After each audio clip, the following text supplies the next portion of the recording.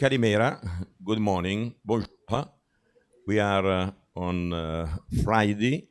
Yesterday it was quite a special day in Elafonisos because we came from a day before on 28 degrees. Yesterday it was 14 degrees, wind 100 kilometers per hour, and it was quite difficult to get our symposium live as we agreed. But in any way, the big advantage that all the speaker, all the translator, and all the audience, they were very flexible to understand that we cannot manage the weather. Yesterday evening, we had a big meeting, a steering committee with Paolo, and he agreed with us that today will be much more reasonable, and tomorrow he will be sleeping, so because you take normally Paolo on the weekend, he sleep because during the week sometimes he makes some travel around the world. And though we are happy to have tomorrow better, and Sunday we have our last day of our meeting, but Sunday afternoon we can go to bath and to swim. We have 28 degrees and very, very nice weather. We start today with an excellent speaker, and I met Nathalie. I saw her CV for the last 2 years. She was not aware, but I follow her. And I was exactly around 1 month ago, the Prince Albert was organizing in Monaco with the foundation of Prince Albert, a Ocean Week, in which it was much more broader than the Mediterranean Sea, but also it was focused on how we could have a new way of habits of working inside the world with the climate change, with plastic that become much more on quantity than the fish, etc., etc., etc. She gave a very nice presentation, and I take the freedom of the presentation to introduce myself. And she was very nice to say, "Thanks a lot. I'm not available now because I do, but come back." I come back because again, you need to be persistent when you want to do something. At the end, we met. And I proposed to her exactly 4 weeks ago, why not to come in Elafonisos? And I was very, very happy that she didn't have any doubt. She said yes. So it was very big, for me, very big point. So I don't want to take too much time because I know that there are problems with the ferry, problem to go around. So I give to her the microphone. And we try today to have a new way of translation. That means that Nathalie will do her speech, and at the end, our professional translators, they will summarize. What I say is that all the part that is not focused on the subject is not necessary that would be back again recorded. Okay, the floor, Nathalie, is yours. C'est à vous. 2 mots en français parce que on vient aussi de France. On est très content d'avoir ici Nathalie. Elle est avec nous et je pense qu'elle va certainement nous aider à donner des très bons conseils. Et voilà. Eleniko metà. Ok. Ligo Milon Eleniko più io tradetto me che olo Eleniko tradetto a metà. Nathalie, à toi.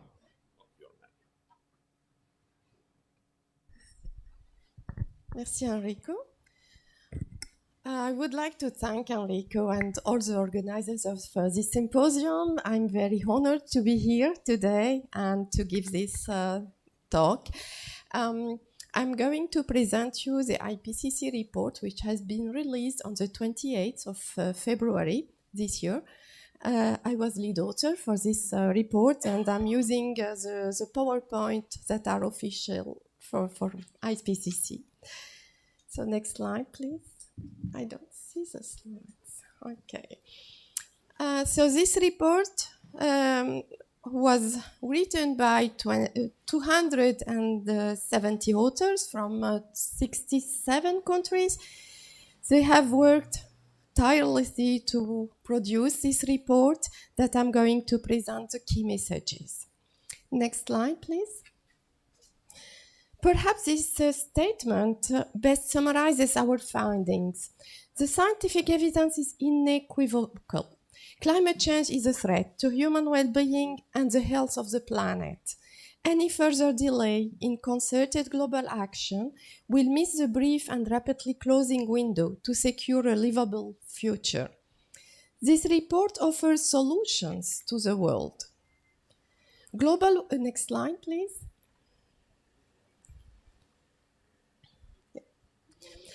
Global warming has caused dangerous and widespread disruption in nature. The increased frequency, intensity, and duration of extreme events on land and in the ocean is driving mass mortalities. Next slide, please. And climate change is affecting the lives and livelihoods of billions of people. The impact of human-induced intensification of tropical cyclones, sea level rise, and heavy rainfall have resulted in increased losses and damages. Next slide, please. Impacts are magnified in cities where more than half of the world's population lives.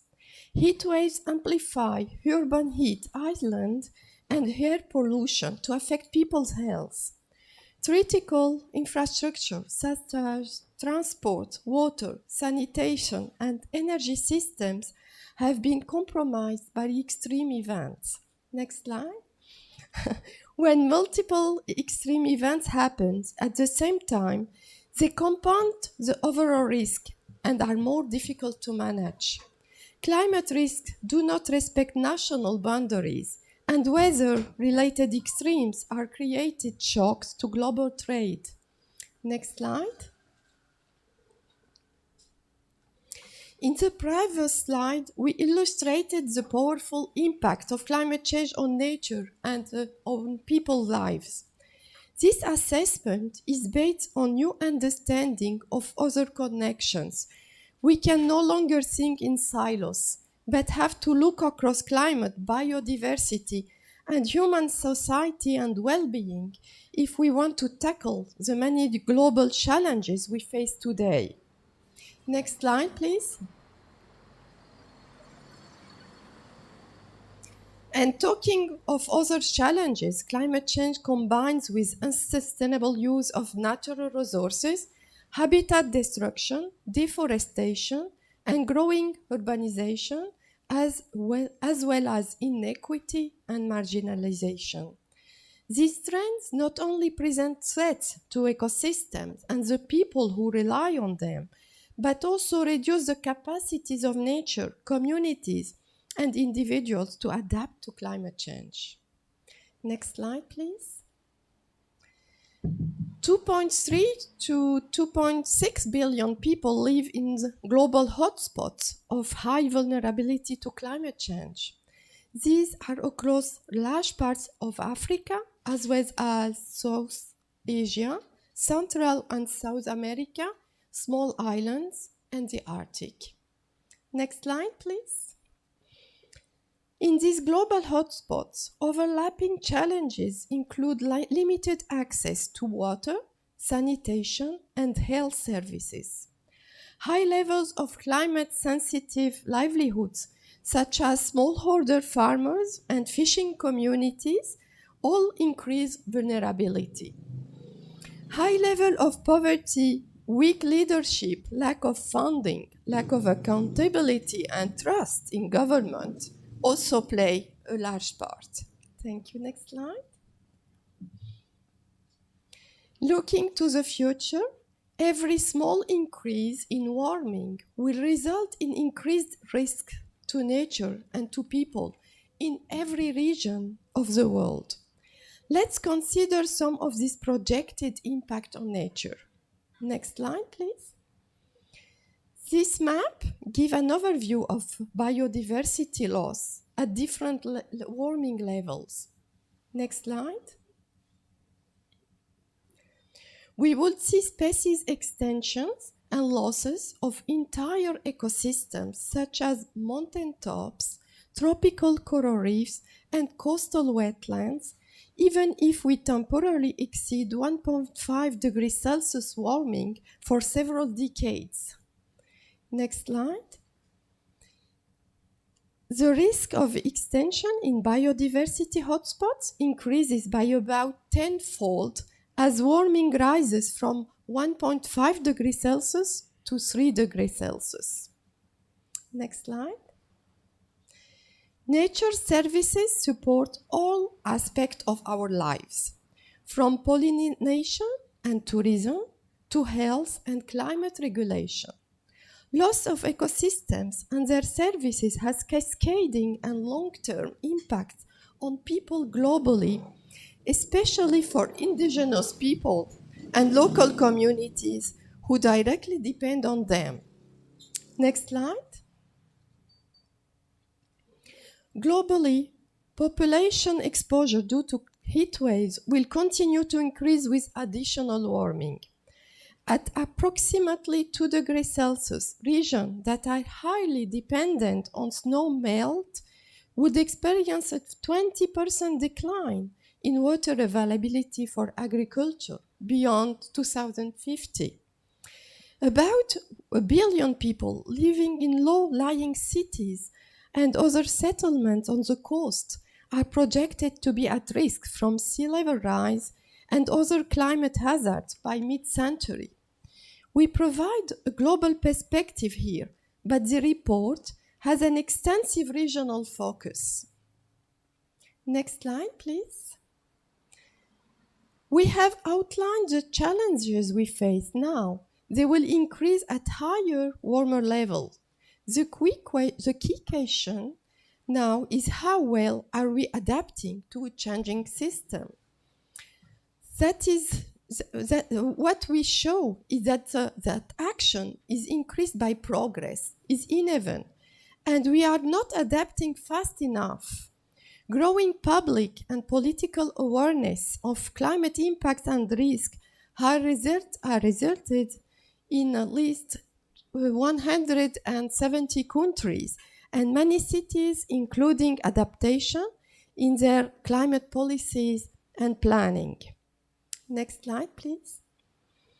However, there are increasing gaps between adaptation action taken and what is needed. These gaps are largest among lower income populations. And the current rate of planning and implementation, these adaptation gaps will continue to grow. Next slide, please. Let's now turn our attention to how we adapt. And this report shows that there are feasible, effective options we can take to reduce the risk to people and nature, but their effectiveness decreases with increasing warming. When we think of adaptation, our first thought might be around reducing flood risk or preventing water shortages. But what we show is that strengthening health systems can reduce the impact of infectious diseases, heat stress, and other climate-related risks, as well as the trauma associated with extreme events. This is particularly effective if it is combined with other measures such as disease surveillance, early warning systems, and improved access to potable water. Next slide, please. Nature offers significant untapped potential, not only to reduce climate risk and deal with the causes of climate change, but also to improve people's life and livelihood. Conservation, protection, and restoration can help natural forests to adapt.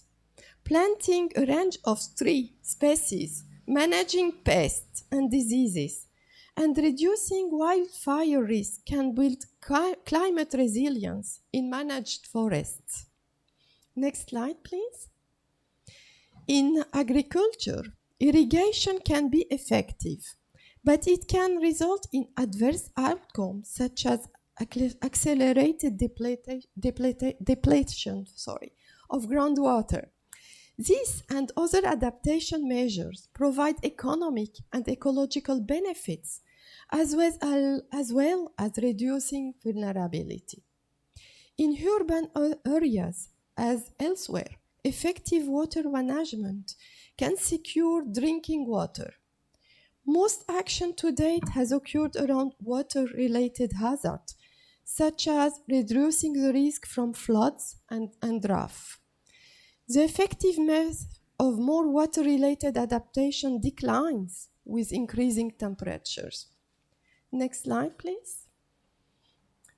Food security can be enhanced by making the food system more resilient, for example, through adapting stress-tolerant crops and livestock, agroforestry, and diversification on farms.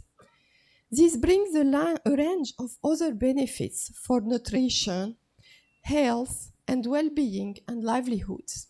Next slide, please. By 2050, urban areas could become the 2/3 of the world's population. Cities can offer opportunities to transform. Using nature and engineering approaches together is important. To manage flood risk, for example, it might be appropriate to install flood proofing on buildings, improve drainage across roads, and create space for water within the city, at the same time as constructing food defenses. Establishing or restoring green and blue spaces, as well as urban agriculture, can all be woven in the same built environment. Additional benefits include public health improvements, especially from reducing heat stress and ecosystem restorations. Next slide, please. In informal settlement, we show how local knowledge, adequate funding, skills and tools, as well as policymakers and residents working together, can deliver adaptation at a city scale. Here we see community sanitation facilities and water tanks being installed in informal settlements in India. Next slide, please. We have evidence of maladaptation because adaptations that result in unintended consequences, for example, increased climate-related risk or increased greenhouse gas emissions. Indigenous people, ethnic minorities, and disadvantaged groups, for example, low-income households, those living in informal settlement, are of the most affected by maladaptation. This reinforces and entrenches in existing inequalities. Next slide, please. We know that there are adaptation limits. Adaptation cannot prevent all losses and damages. Even with effective adaptation, limits will be reached with higher level of warming. Next slide, please. If we focus on financial constraints, we see that the current global financial flows are insufficient, especially in developing countries. The overwhelming majority of global climate finance was targeted at emission reductions, while a small portion went on adaptation. Climate impacts that result in higher levels of losses and damages are now slow down economic growth and thus reduce availability of financial resources. Next slide, please. To avoid mounting losses, urgent action is required to adapt to climate change, but that is not enough. At the same time, it is essential to make rapid, deep cuts in greenhouse gas emissions to keep the maximum number of adaptation options available. So, next slide, please, sorry. So how do we accelerate and sustain adaptation? Political commitment and follow-through across all levels of government is key. greater adaptation is present, where national climate laws and policies require adaptation action from lower level of government and include guidelines on how to do this. Another area worth focusing is on institutional frameworks with clear goals and priorities that define responsibilities. Enhancing knowledge and of impacts, risks, and available adaptation options encourage actions from society and policymakers. Educational and information programs and the arts can play a part. Monitoring and evaluation is important to track progress because because in a warming world, measures that are effective now might not work in 20 years. Next slide, please. It is important to highlight that adaptation measures offer wider benefits. If we consider the 3.4 billion people living in rural areas, many of whom are highly vulnerable to climate change, resilience can be improved by providing social safety nets, improved roads, reliable energy, clean water, and improved food security. These measures not only build climate resilience, but they also go hand in hand with helping to lift people out of poverty and achieving the United Nations Sustainable Development Goals. In this report, we have looked at these synergies in some depth. Next slide, please. And this is how we illustrate the multiple benefits of adaptation options. If you look at this figure, you see forest-based adaptation. It shows that there is feasible adaptation option that will also help absorb and store carbon. So it has mitigation potential, and it helps achieve multiple sustainable goals, the famous SDGs. Next slide, please.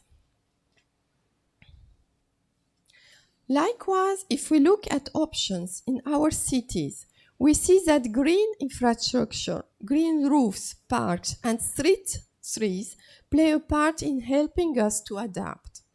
By providing shade and water management, they also absorb and store carbon.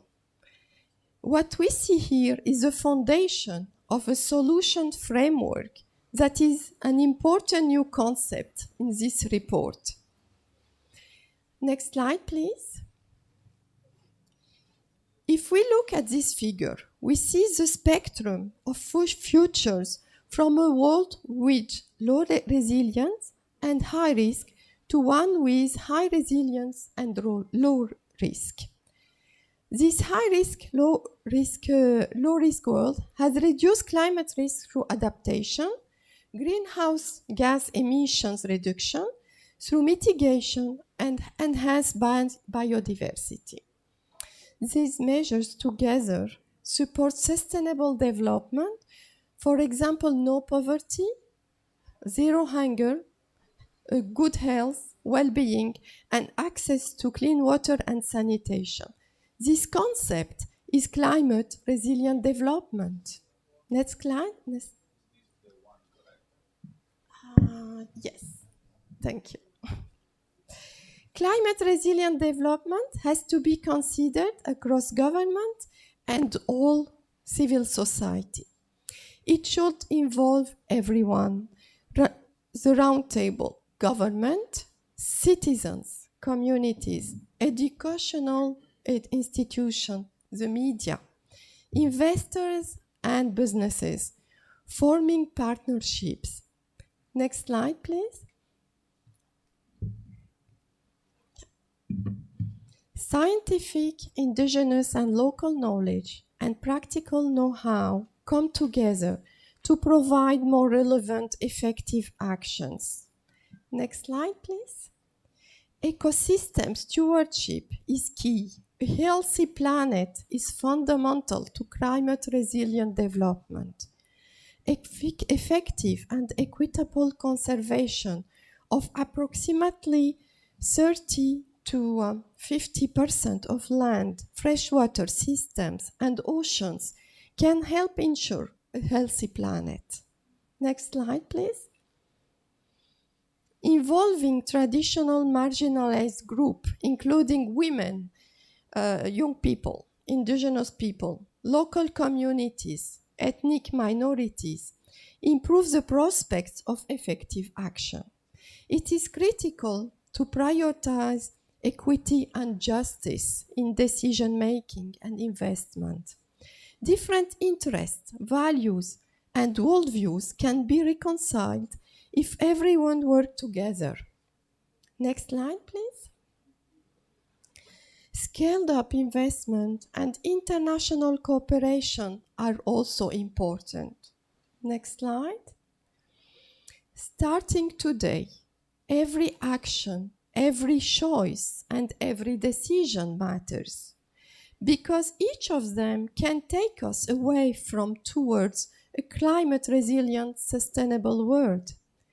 Worldwide action to achieve climate-resilient and sustainable development is more urgent than previously addressed. Next slide, please. Climate-resilient development is already challenging at current global warming levels. The prospects will be further limited if global warming exceeds 1.5 degrees Celsius and may no longer be possible in some regions, including some small islands, deserts, mountains, and polar regions, if warming exceeds 2 degrees Celsius. Next slide, please. The science is clear. Any further delay in concerted global action will miss a brief and rapidly closing window to secure a livable future. This report offers solutions to the world. This presentation has given you a snapshot of the wide range of topics that are covered in depth in this report. It's over to you now. Thank you.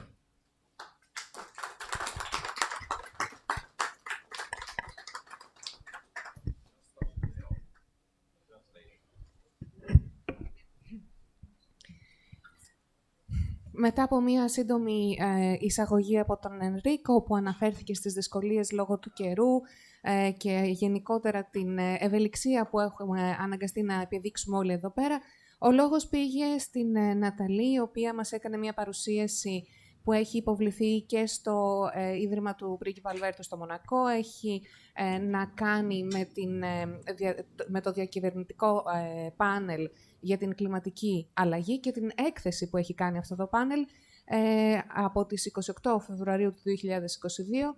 Έτσι λοιπόν πρόκειται για μία παρουσίαση επίσημη, η οποία ουσιαστικά για να μπορέσει να δημιουργηθεί αφιερώθηκαν σε αυτό το έργο 270 συγγραφείς από 67 χώρες και αυτό που ακούσαμε ήταν τα βασικά μηνύματα. Τα βασικά μηνύματα, το πρώτο και κυριότερο είναι ότι η επιστημονική κοινότητα πλέον έχει ένα σαφές μήνυμα και αυτό το μήνυμα είναι ότι η κλιματική αλλαγή είναι εδώ, είναι μια μεγάλη απειλή και οποιαδήποτε καθυστέρηση στην αντιμετώπιση της θα σημαίνει ότι δεν θα έχουμε ένα βιώσιμο μέλλον. Μέσα στην έκθεση υπάρχουν και κάποιες προτάσεις λύσεων. Ξεκινήσαμε λέγοντας ότι βλέπουμε γύρω μας πάρα πολλά φαινόμενα διαταραχής της φύσης, ότι βλέπουμε ότι υπάρχουν πολλά είδη τα οποία απειλούνται, στα οποία έχουμε μαζικές απώλειες, ότι η ζωή των ανθρώπων πλήττεται από ακραία καιρικά φαινόμενα και αυτό είναι κάτι που επηρεάζει πάρα πολύ και τις πόλεις, τα αστικά κέντρα, που ουσιαστικά διαθέτουν αυτή τη στιγμή τον μισό πληθυσμό της γης μας. Όλα πλήττονται από τα ακραία καιρικά φαινόμενα, οι μεταφορές, το νερό, η υγεία, τα πάντα.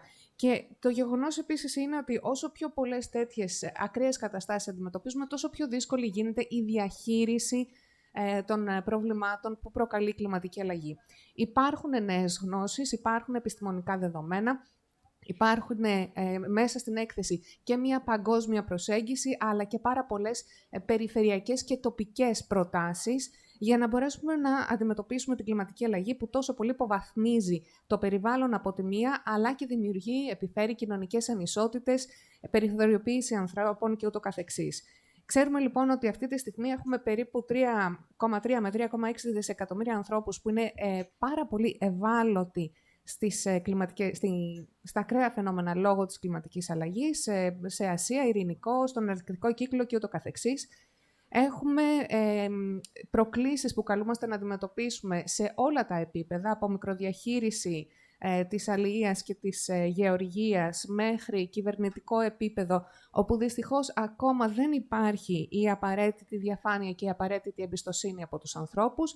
Και επίσης αυτό που είναι πάρα πολύ σημαντικό να κατανοήσουμε είναι ότι όσο περισσότερο αυξάνεται η θερμοκρασία της γης, τόσο περισσότερο αυξάνονται και οι κίνδυνοι.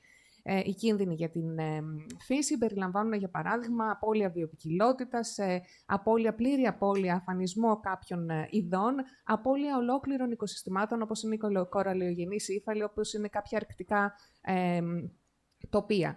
Εάν λοιπόν έχουμε άνοδο της θερμοκρασίας που θα φύγει από το προβλεπόμενο 1,5 βαθμούς Κελσίου και θα φτάσει στους 3 βαθμούς Κελσίου, οι απώλειες που θα έχουμε στη βιοποικιλότητα θα οδηγήσουν όχι απλά σε προβλήματα στους μελισσοκόμους, αλλά μιλάμε πλέον για μαζική ρύπανση, μεγάλες επιπτώσεις στην ανθρώπινη υγεία και όλα αυτά θα ξεκινήσουν κυρίως σε κάποιες μικρές κοινότητες που αυτή τη στιγμή είναι και οι πιο ευάλωτες. Θα έχουμε περισσότερους καύσωνες, θα έχουμε περισσότερη ξηρασία, θα έχουμε μείωση λόγω της μείωσης του πάγου, μείωση και του νερού που μπορεί να χρησιμοποιηθεί για τη γεωργία. Μέχρι το 2050 εκτιμάμε ότι θα έχει μειωθεί κατά πολύ, με αποτέλεσμα να πρέπει να εφιστήσουμε αυτή τη στιγμή την προσοχή μας στο πώς μπορούμε να προσαρμοστούμε. Πώς μπορούμε να προσαρμοστούμε αρκετά γρήγορα, άμεσα, και πρέπει να λάβουμε υπόψη ότι δεν είναι κάτι καινούριο αυτή η προσέγγιση. 170 χώρες ανά τον κόσμο ήδη έχουν πολιτικές, στρατηγικές, εθνικά σχέδια για την προσαρμογή, ωστόσο αυτά τα σχέδια πρέπει να επανεξετάζονται ανατακτά χρονικά διαστήματα, γιατί οι δράσεις που σχεδιάζουμε σήμερα μπορεί να μην καλύπτουν τις ανάγκες το αύριο. Και υπάρχουν κενά ανάμεσα στις δράσεις και στις ανάγκες, τα οποία θα αυξηθούν, ιδίως εάν δεν μπορέσουμε να περιορίσουμε την αύξηση της υπερθέρμανσης. Μιλάμε για προβλήματα που άπτονται της υγείας, μιλάμε για λοιμώξεις οι οποίες θα εκτοξευθούν, για επιδημίες που θα εκτοξευθούν, μιλάμε για ένα ψυχολογικό τραύμα το οποίο συνοδεύει κάθε φυσική καταστροφή, μιλάμε για έλλειψη πόσιμου νερού. Όμως πρέπει να στραφούμε και στην ίδια τη φύση, η οποία μπορεί να αποτελέσει όχι μόνο μία πηγή λύσεων για τη σωστή διαχείριση του φυσικού περιβάλλοντος, αλλά και μία πολύ καλή ευκαιρία για την ανάδειξη νέων θέσεων εργασίας και επομένως την μείωση των κοινωνικών και οικονομικών ανισοτήτων. Μία καλύτερη, για παράδειγμα, διαχείριση του νερού θα μπορούσε να έχει εξαιρετικά οικονομικά και περιβαλλοντικά ωφέλη. Και σίγουρα πρέπει να το εξετάσουμε και υπό το πρίσμα του γεγονότος ότι αλλάζουν και τα αστικά κέντρα. Αν μπορέσουμε στα αστικά κέντρα να έχουμε καλή διαχείριση του νερού, τόσο ως προς το πόσιμο νερό, όσο και ως προς το νερό, όπως αυτό παίζει πολύ βασικό ρόλο σε ακραία καιρικά φαινόμενα, δηλαδή σε πλημμύρες, ξαφνικές πλημμύρες, σε ξηρασία, τότε θα έχουμε και καλύτερη επισιτιστική ασφάλεια και καλύτερη ζωή και υγεία εντός των κέντρων και εκτός αυτών. Μην ξεχνάμε ότι μέχρι το 2050 τα αστικά κέντρα θα καλύπτουν τα 2 τρίτα της εφηλίου. Επομένως, πρέπει να εξετάσουμε πάρα πολύ καλά τη διαχείριση του νερού μέσα στα αστικά αυτά κέντρα. Υπάρχουν τρόποι, υπάρχουν μέσα πρόληψης των πλημμύρων. Για παράδειγμα, υπάρχουν τρόποι να δημιουργήσουμε πιο πράσινες πόλεις με την ένταξη μιας αστικής γεωργίας, μιας αστικής υπαίθριας δράσης, αν θέλετε. Πρέπει να υπάρξουν πολύ καλές συνέργειες σε όλα τα επίπεδα, από κυβερνήσεις μέχρι τοπικές κοινότητες, για να μπορέσουμε να έχουμε σε όλα τα αστικά κέντρα, είτε είναι μικροί άτυποι οικισμοί, είτε είναι μεγαλοπόλεις, μια καλύτερη ποιότητα ζωής. Γνωρίζουμε πάρα πολύ καλά ότι η κακή προσαρμογή στην κλιματική αλλαγή θα έχει πολύ μεγάλο κόστος, θα αυξήσει τη θερμοκρασία του περιβάλλοντος, θα αυξήσει της γης, θα αυξήσει τις εκπομπές διοξιδίου του άνθρακα και οι πρώτοι οι οποίοι θα πληγούν θα είναι οι αυτόχθονες, θα είναι οι μειονεκτούντες. Έτσι λοιπόν πρέπει να μπορέσουμε να προσαρμοστούμε. Υπάρχουν πολλοί περιορισμοί σε αυτή την προσπάθεια προσαρμογής, κυρίως είναι οικονομική όσον αφορά τις αναπτυσσόμενες χώρες και είναι κάτι που το γνωρίζουμε, που μπορούμε επομένως να το αντιμετωπίσουμε για να μπορέσουμε να αποφύγουμε το να θρηνήσουμε μαζικές απώλειες. Ένας βασικό μήνυμα είναι ότι ο μόνος τρόπος να επιταχύνουμε τις προσπάθειες προσαρμογής μας είναι μέσα από πολιτική δέσμευση, κανονική πολιτική δέσμευση. Πρέπει να υπάρχουν και καθοδητευθυντήριες οδηγίες και θεσμικά πλαίσια και λογοδοσία και να χρησιμοποιήσουμε όλα τα μέσα, την εκπαίδευση, τις τέχνες και πάντα με μία παρακολούθηση προκειμένου να είμαστε σίγουροι ότι τελείται όντως πρόοδος και πραγματικά αλλάζουν τα πράγματα. Επομένως, το βασικό μήνυμα και πάλι είναι ότι πρέπει να χτίσουμε μία ανάπτυξη που είναι ανθεκτική προς το κλίμα. Ανθεκτική με τέτοιο τρόπο, ώστε όχι μόνο θα διαφυλάξουμε το περιβάλλον, αλλά θα μπορέσουμε να έχουμε κοινωνικά δίκτυα τα οποία θα παρέχουν κοινωνική ασφάλεια, θα έχουμε επισιτιστική ασφάλεια, θα έχουμε κοινωνική συνοχή, θα έχουμε μείωση της φτώχειας, θα μπορέσουμε μέσα από αυτήν την ανάπτυξη που είναι ανθεκτική στο κλίμα, στην κλιματική αλλαγή, να έχουμε πραγματική επίτευξη των στόχων βιώσιμης ανάπτυξης του ΟΗΕ. Είναι λοιπόν πολλαπλά τα ωφέλη. Μπορούμε να στραφούμε, για παράδειγμα, σε κάποιες δασοκομικές πρακτικές για να έχουμε καλύτερη διαχείριση των τιμών άνθρακα. Μπορούμε επίσης να στραφούμε σε πρακτικές πράσινης πόλης, όπου αυξάνοντας το πράσινο στις οροφές, στην κατασκευή των κτηρίων, στους δρόμους, θα έχουμε και εκεί και καλύτερη σκίαση αφενός και καλύτερη εχμαλώτιση του άνθρακα εντός των πόλεων. Θα μειώσουμε τα αέρια θερμοκηπίου, θα έχουμε μια βιώσιμη ανάπτυξη, μια μείωση της φτώχειας. Θα μπορέσουμε να προσπαθήσουμε επιτέλους για αυτό τον υπέροχο στόχο της μηδενικής πείνας και του καθαρού αέρα. Έτσι λοιπόν, σε μια τέτοια ανάπτυξη ανθεκτική προς την κλιματική αλλαγή, πρέπει να γνωρίζουμε και να κατανοούμε ότι όλοι εμπλέκονται, οι επιχειρήσεις, τα μέσα ενημέρωσης, οι κυβερνήσεις, η ίδια η κοινωνία. Είναι πάρα πολύ σημαντικό να μπορέσουμε να παντρέψουμε την γνώση των επιστημόνων και των αυτοχθόνων και να μπορέσουμε να εμπλέξουμε νέους, γυναίκες, μειονεκτούντες, τοπικές κοινότητες, τοπικές συλλογικότητες, αυτόχθονες πληθυσμούς. Μόνο έτσι μπορούμε να έχουμε και ισότητα. Δεν θα μπορέσουμε να έχουμε αποτελέσματα εάν δεν υπάρξουν συνέργειες και πρέπει να τονίσουμε άλλη μία φορά ότι είναι βασικό κλειδί η συνεργασία. Από σήμερα κάθε επιλογή, κάθε απόφαση έχει σημασία. Κάθε δράση που θα αναλάβουμε για να γίνουμε πιο ανθεκτικοί έχει πλέον επίγοντα χαρακτήρα, γιατί είναι πάρα πολλές οι προκλήσεις. Και εάν δεν καταφέρουμε να συγκρατήσουμε την αύξηση της παγκόσμιας θερμοκρασίας, οι προκλήσεις αυτές θα επιδεινώνονται συνεχώς. Έτσι λοιπόν, επανερχόμαστε στην αρχή, σύμφωνα με τα επιστημονικά δεδομένα, δεν έχουμε περιθώριο για καθυστερήσεις, δεν θα έχουμε παράθυρο, για επιβίωση, πρέπει να δράσουμε τώρα. Η έκθεση προτείνει κάποιες λύσεις, αλλά ουσιαστικά τα πάντα από εδώ και μπρος είναι στα χέρια σας.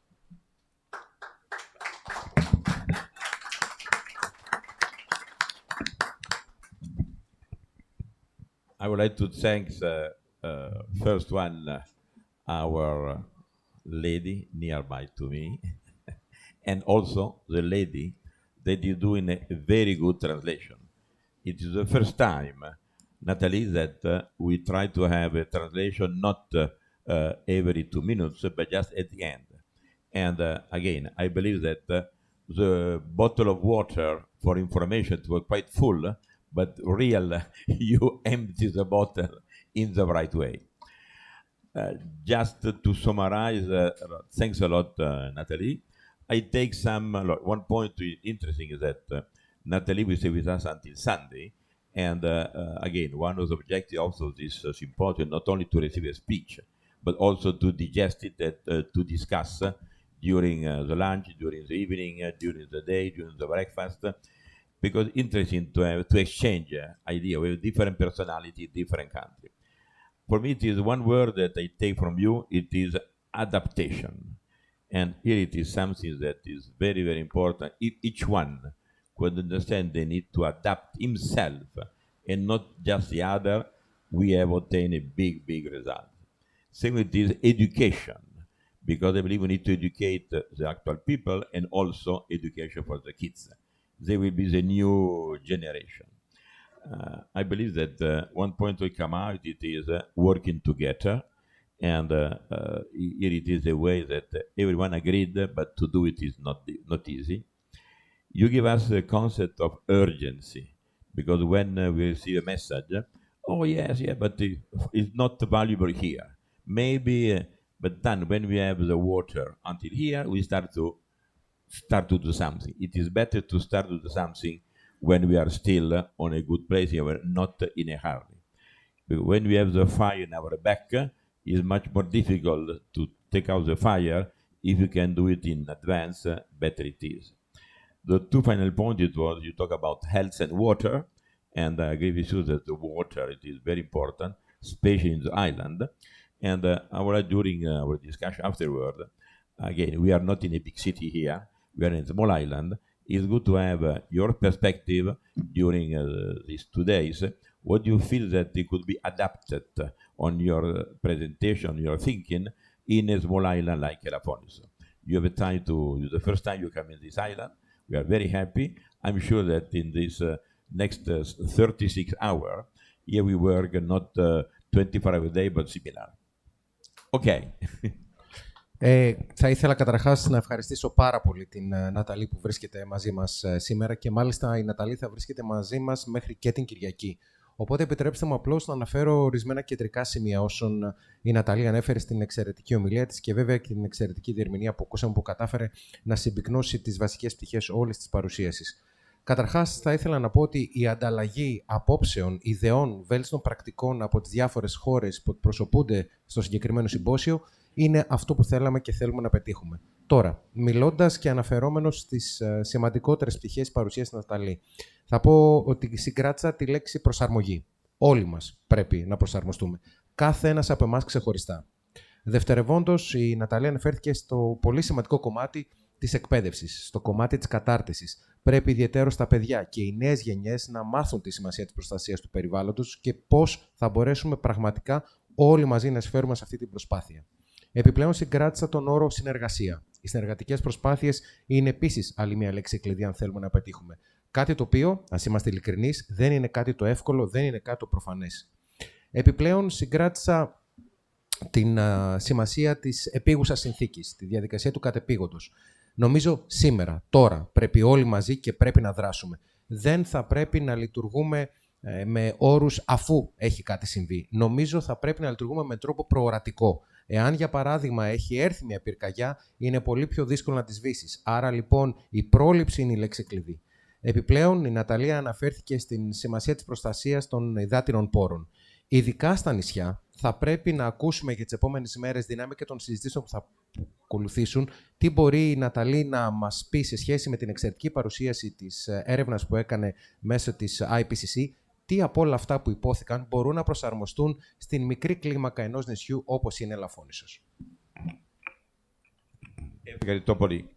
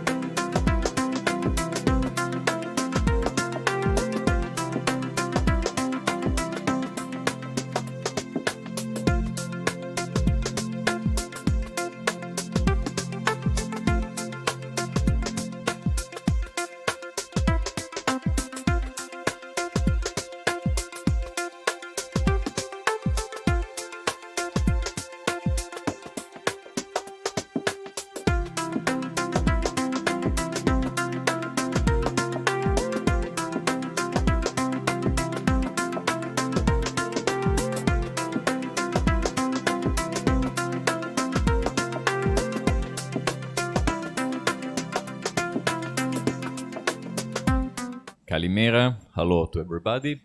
I am Stefano. I'm here in Elafonisos, first of all, because I love this island, in which I've been for the first time in 1976 or 7 when I was a child with Enrico. I'm in the association. I'm an architect from Turin. I try to help Enrico as I can. For example, introducing our dear friend Paolo Verri from Turin. He's been involved in this adventure last year. He's a strategist. He's a urban strategist and a dreamer. He helped us to think about the future of this island. He has several important experience. For example, Matera 2019, a small city in the south of Italy, who Paolo led to become the capital of the culture, European culture. And in 2019, with an incredible success internationally, or other important experience in Turin, for example, the Turin International Book Fair, in which he's live from today, presenting his last book, and is so kind to give us some minutes to think about the future of Elafonisos. Paolo, buongiorno. Puoi andare.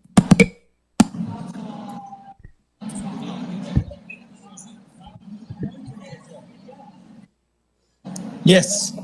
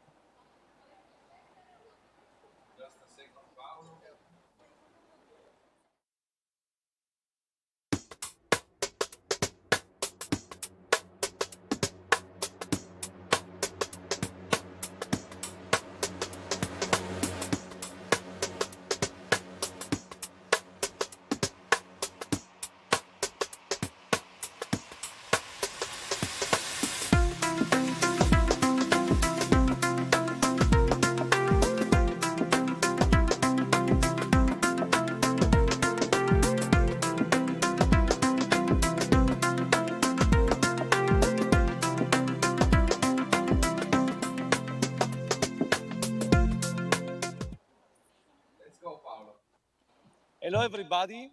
Thank you to Enrico, Stefano, and all the friends for the invitation. It's a very pleasure to me to be here in a digital manner.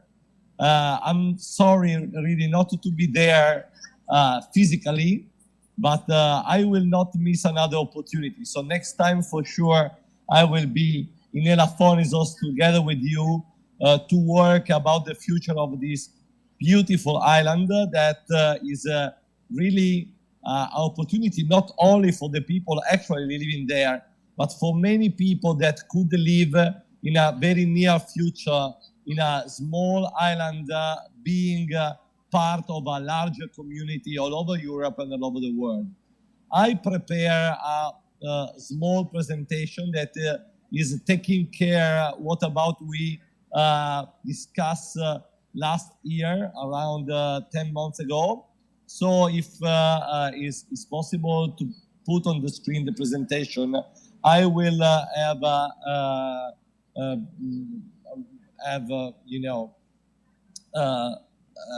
starting from the presentation, arriving to something that is pretty new because unfortunately something more happened after the pandemic. So started also the war in Ukraine. So I think for Mediterranean area are coming really new years that could involve people that rethink peace and war and also international relationship and also the way to work and live. So a place like Elafonisos could be really a very iconic place where discuss how to spend our life all year long in beautiful place, working for everybody, studying, implementing new economies, not only staying there for tourism, for temporary citizenship during the months in between June and August or almost mid-September, but mostly working all year long, being continuous citizens of such a place like Elafonisos. Actually, I didn't see my PowerPoint. You can't because we have to cross 3 signals and I have only two computers. So okay. So I have a lot of faith in what you are seeing through the screen there in Elafonisos. So please keep continue about the presentation. So pass through the second slide and okay, great. So I open my screen and I keep going on. So the strategy is really rethinking the future of Elafonisos toward 2025. And if you pass from the slide of opportunity into the slide of the keywords, is really building a 4C strategy with a key action that is about communities. And if you, maybe I will focus on the slide number 5 that is pretty new. These are the 9 desires that Elafonisos could, implement there. So a desire of ethic, a desire of freedom, a desire of otium, a desire of originality, a desire of the sun, and a desire of nature. So all this kind of desire could take place in Elafonisos in the next years, and our duty is putting all these desires together, because these desires are the desire of the post-pandemic world. In which manner we could put all these desires all together? My opinion, that is because Mediterranean Sea is becoming again in its history, not Pacific, not Atlantic, but Mediterranean area is becoming again an heart of the future of the world, asking people to give peace a change and host the first Ukraine-Russia meeting to rebuild tourism in the area, hosted by Elafonisos, to asking Greece to take a role and asking Ireland to be the place where discussing what kind of tourism we have to implement in a very near future, in the next 2 or 3 years, and building Elafonisos like that. Why Elafonisos could be such a place? Because it's not an island, but it's the most hidden treasure in terms of archaeological site. We have another island that is under the sea, and this is because the earthquake affected Elafonisos 1,650 years ago. But there is another step that I want to join to this suggestion. So we have the island of Elafonisos, we have the hidden treasure in the sea of Elafonisos, we have outside the world desires after the pandemic, we have the necessity to rebuild peace and to rebuild tourism all around the Mediterranean Sea. But we have also the opportunity that Greece explained very well in its own pavilion in the last Dubai Expo. I've been in the Dubai Expo because I had a very important presentation in the Italian pavilion, but I visited with a lot of interest the Greece pavilion. And the Greece pavilion was all about virtuality in the manner to reach and to work about islands. So my proposal is to let's prepare Elafonisos how Elafonisos could be the first meta island. So to build an island that is in metaverse and give opportunity to all the people that loves Elafonisos to stay there all along the year in a virtual manner and not only in a very physical manner. So if you please keep going on in the next one, what are the two very big chance of Elafonisos? There to stay and work and live all year long in Elafonisos. It means to how to double in a very sustainable manner the population, all from September to April. So having almost 800 new people living all the year in Elafonisos. Second chance, how to work in a digital manner to let's become the first island of metaverse, and through the metaverse work about peace and about new kind of tourism during all the year long. So these are after the incredible and very tremendous war in Ukraine. A new suggestion that I want to put on the table of such a place as Elafonisos that could bring the island and its citizens in the future towards 2025 community strategies. Thank for your attention, and I am open to such questions if there are any. If not, I promise to come by the end of October in Elafonisos to work a week there and to promote such a strategy for the next 3 years for the future of this beautiful place. Thanks again to Enrico and Stefano and all the Italian and Greece friends there to give me this opportunity to think with you about future and communities.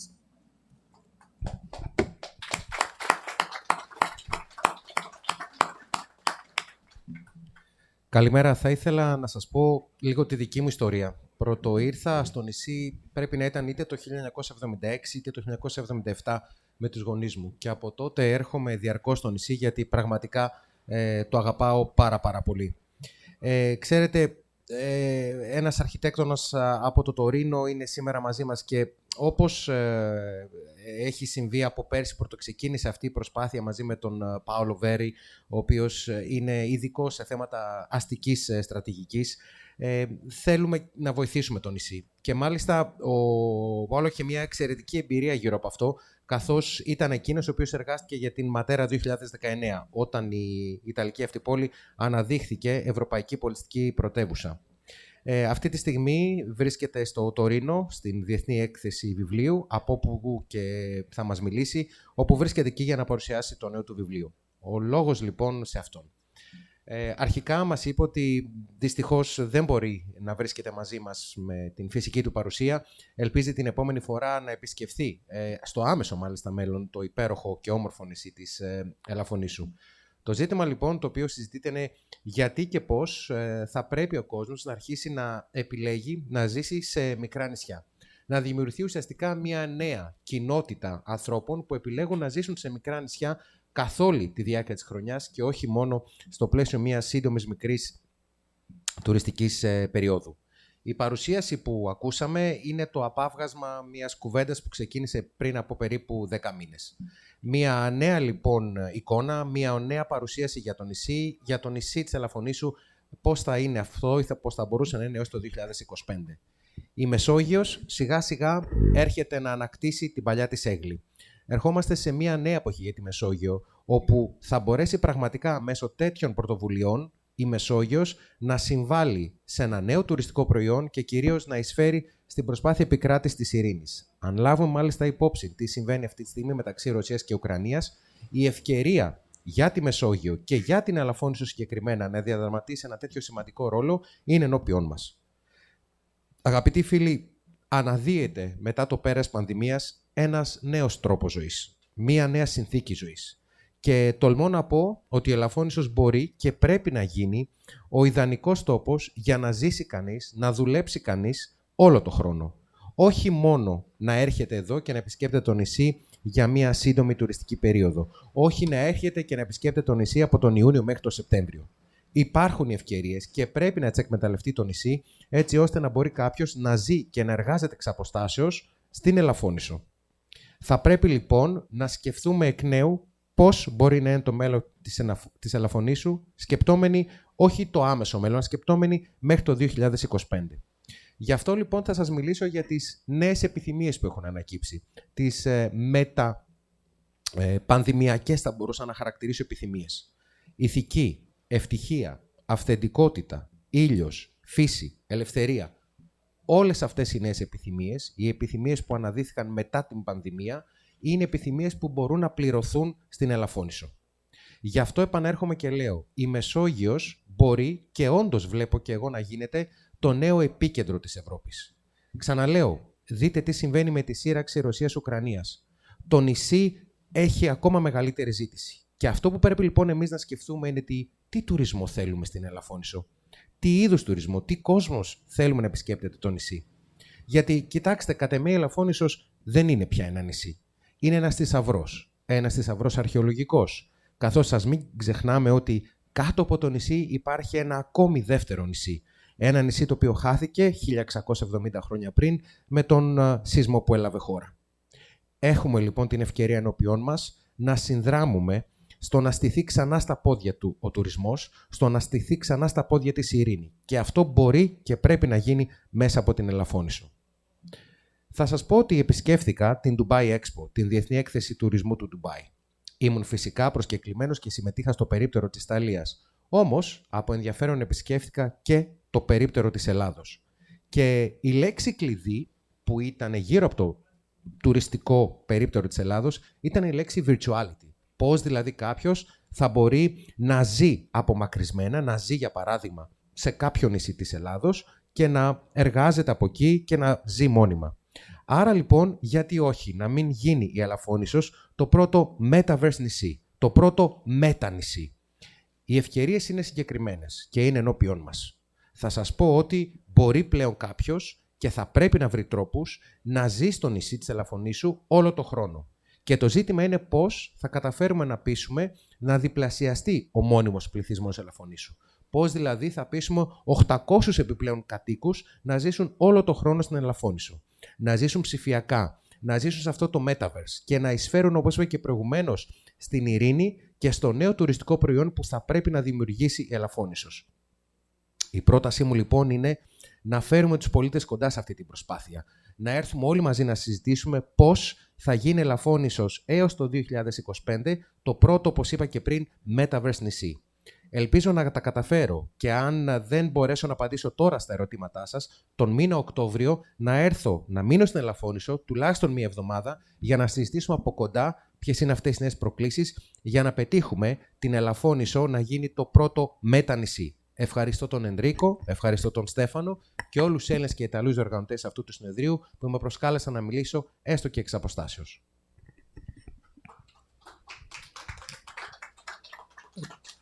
Thanks a lot, my friend. I believe that you are a visionary and a dreamer in the same time. But I believe that what you are saying, 100% in agreement.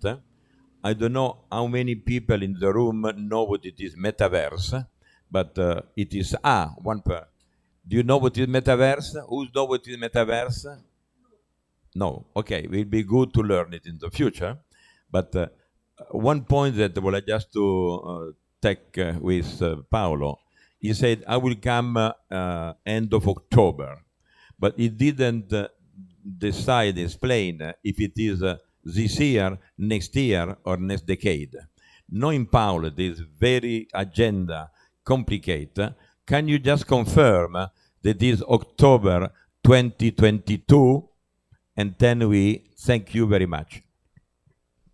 Η ερώτησή μου είναι εξής. Καταρχάς, δεν ξέρω αν θα έρθεις τον Οκτώβρη φέτος, του χρόνου ή στην επόμενη δεκαετία. Αστείευμα φυσικά, η πρόσκληση προφανώς είναι πάντοτε ανοιχτή. Αυτό που θα ήθελα να πω ότι ακούσαμε τα λόγια ενός οραματιστή και ταυτόχρονα ονειροπόλου. Γιατί δεν ξέρω ποιοι από εμάς πραγματικά έχουν ακούσει, ξέρουν τον όρο Metaverse ή τι μπορεί να σημαίνει το μετανησί.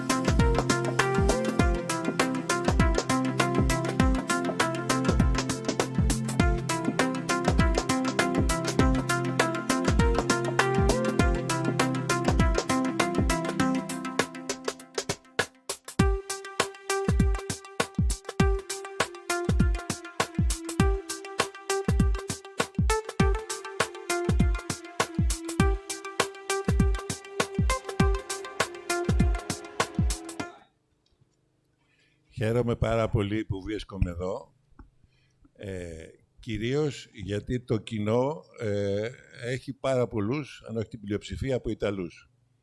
Και η Ιταλική παιδεία στη γαστρονομία και η Ιταλική φιλοσοφία για τη γαστρονομία είναι κάτι που μας λείπει στην Ελλάδα. Δυστυχώς, έτσι όπως οργανώθηκε το ελληνικό κράτος, εξαρτώμενο, και έτσι όπως οι συνθήκες του πολέμου, του εμφυλίου κλπ. Δημιούργησαν μια τεράστια μεταφορά ανθρώπων στα κέντρα, ειδικά στην Αθήνα που έχει 5 εκατομμύρια το μισό πληθυσμό, δεν μπορέσαμε να οργανώσουμε τη γαστρονομία σε επίπεδο τοπίου και τόπου. Και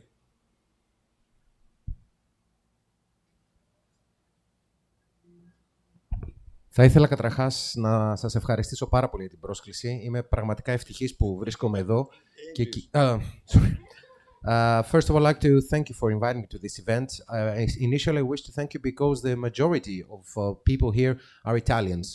And we need to think about the importance of Italian gastronomy and also the philosophical dimension of the Italian gastronomy, something that we severely miss here in Greece. You know, due to the different wars, due to the fraternity wars between, Greeks, we have more than the majority of the population who reside in Athens. 5 million people reside in the capital.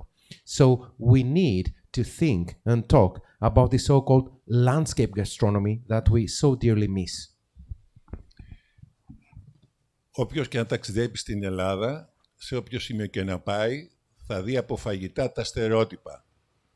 Μουσακάς, παστίτσιο, καλαμαράκια, γεμιστά, όλες οι τοπικές κουζίνες έχουν εξαφανιστεί.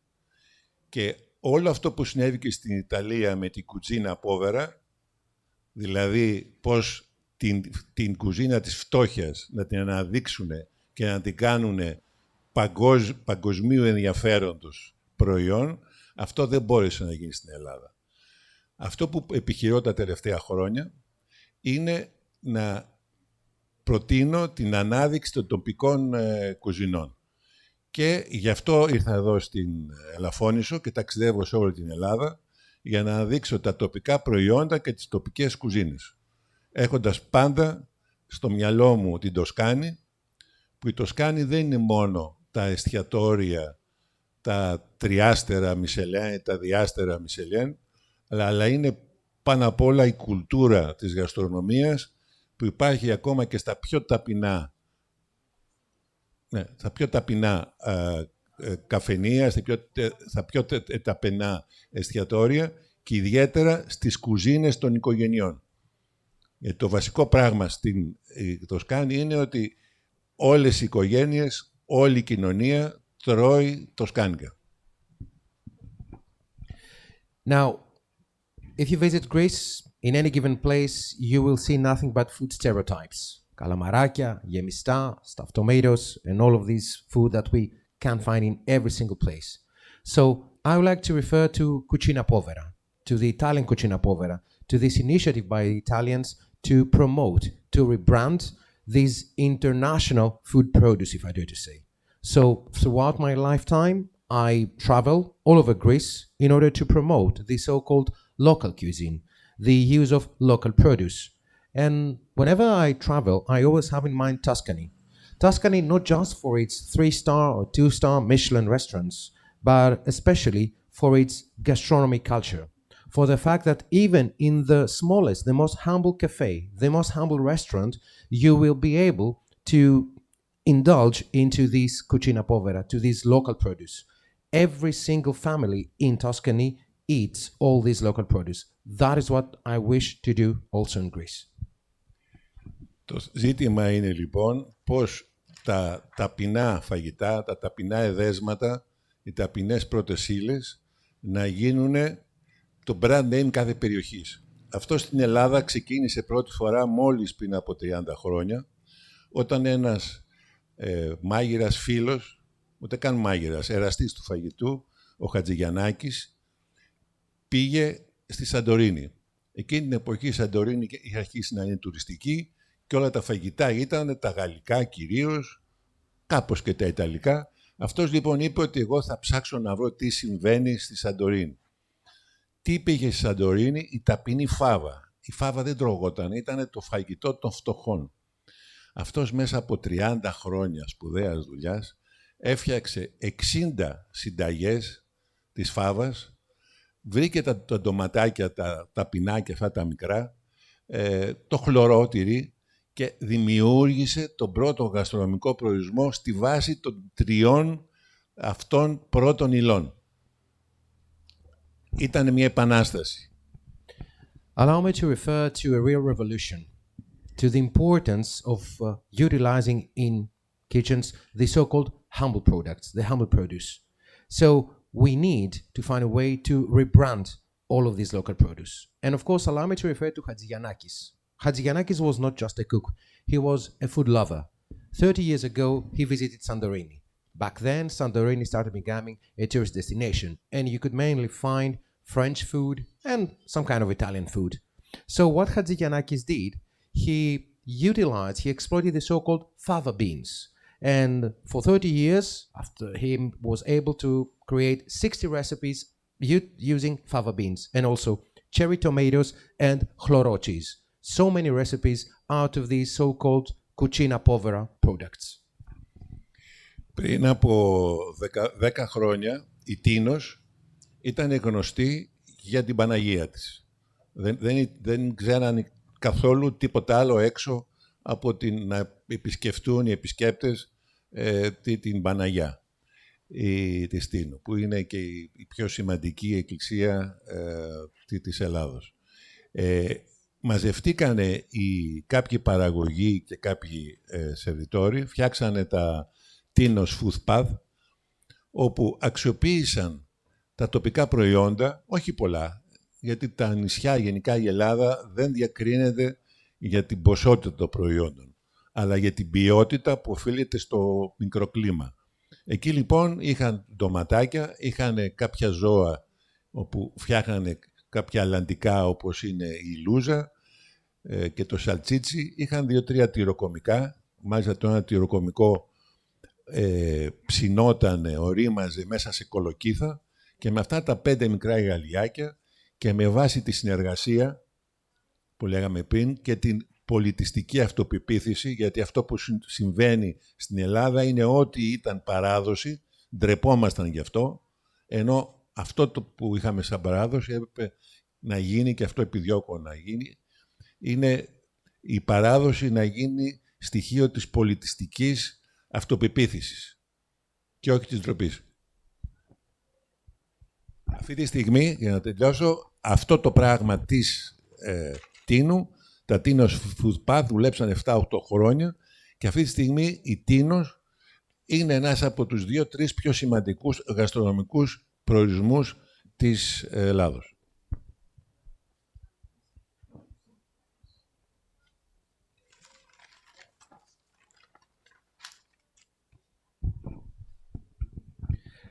Ten years ago, the island of Tinos was famous just for the Virgin Mary Church, the Panagia Church.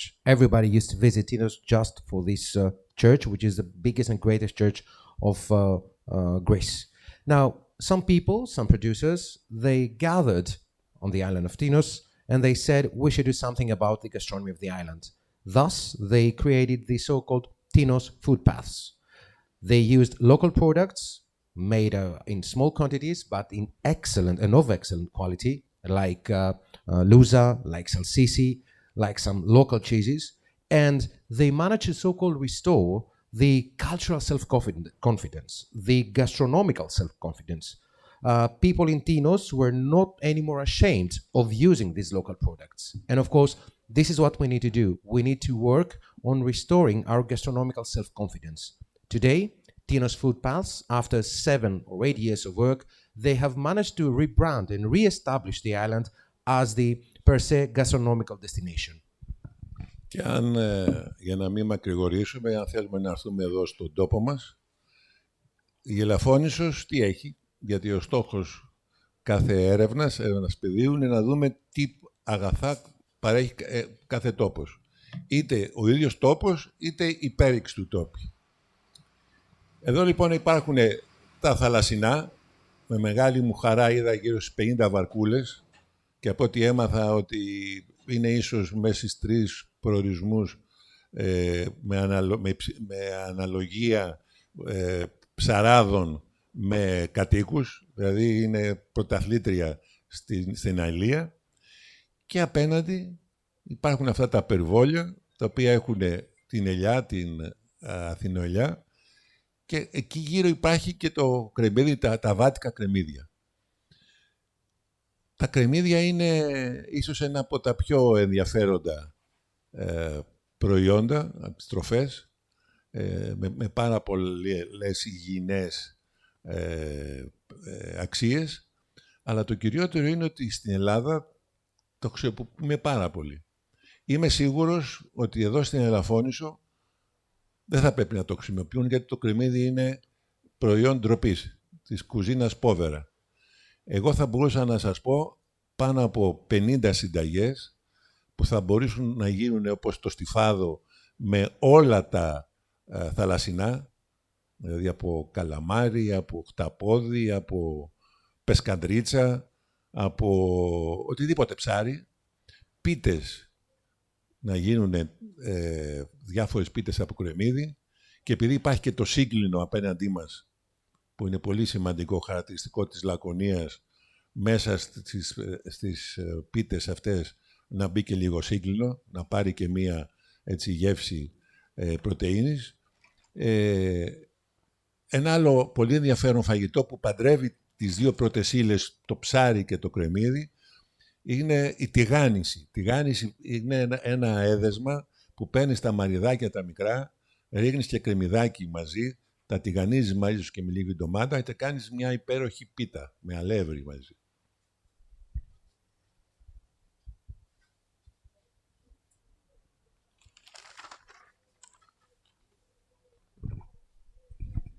So now let's talk about Elafonisos.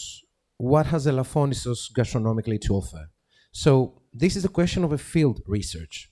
So from my visit, I have seen that on the island there is a lot of seafood. I gladly saw that there are more than 50 boats. So from what I was told, Elafonisos has one of the highest ratio fishermen against people.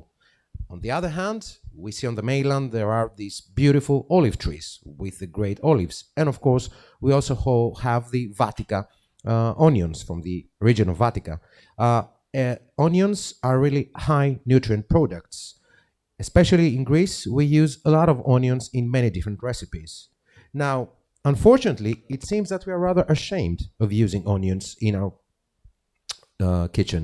For example, I can say that you can excellently do some stifado with calamaria, with pescandritza, with fish in other words, with octopus.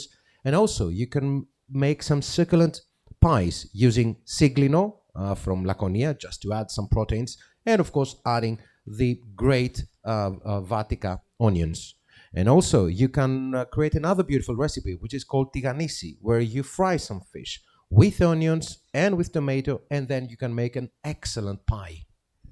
Αυτό σε σχέση με την αξιοποίηση των πρώτων υλών.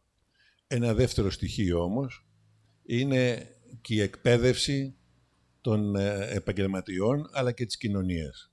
Δηλαδή θα πρέπει όλοι αυτοί οι επαγγελματίες να καταλάβουν ότι δεν εκπροσωπούν τον εαυτό τους, την ταβέρνα τους, αλλά εκπροσωπούν τον τόπο τους.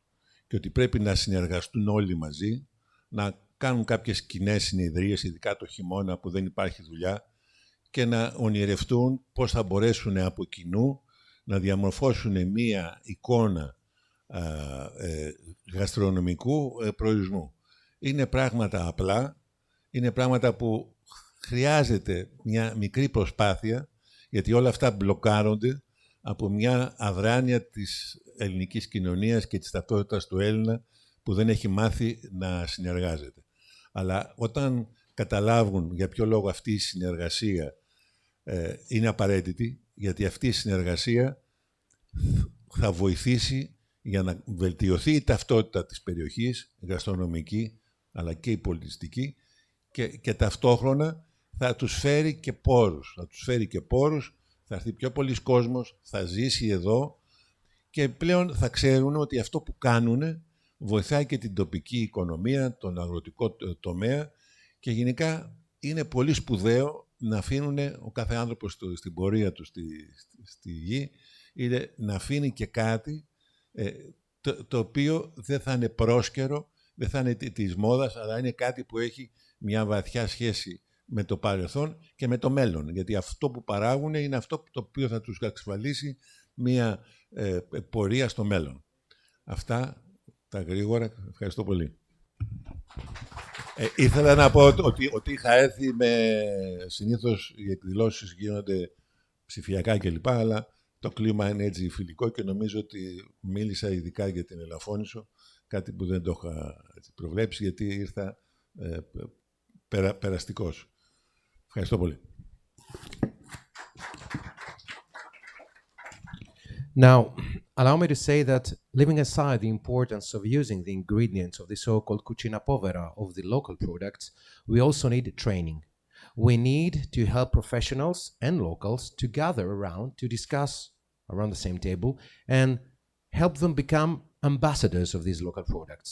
People must learn to collaborate, must learn to talk with each other, must learn to dream and find ways how they can truly rebrand the island as a new gastro destination. But unfortunately, sometimes we see that Greeks are rather inactive. We see locals who don't want to collaborate. So we need to do things in order to improve the cultural and the gastro identity of the island of Elafonisos. And at the same time, if we do proceed in such a manner, we will be able to get more financial resources. People, in other words, will make more money. And at the same time, you will and locals will support the agro sector. So my last word is that we need to work on creating a new legacy, a permanent legacy over the island, which will be deep-rooted to the past of the island and to its future. Though I was not expected to speak to this conference, I hope my contribution is useful. I'm just a passerby. Thank you for inviting me. Thank you.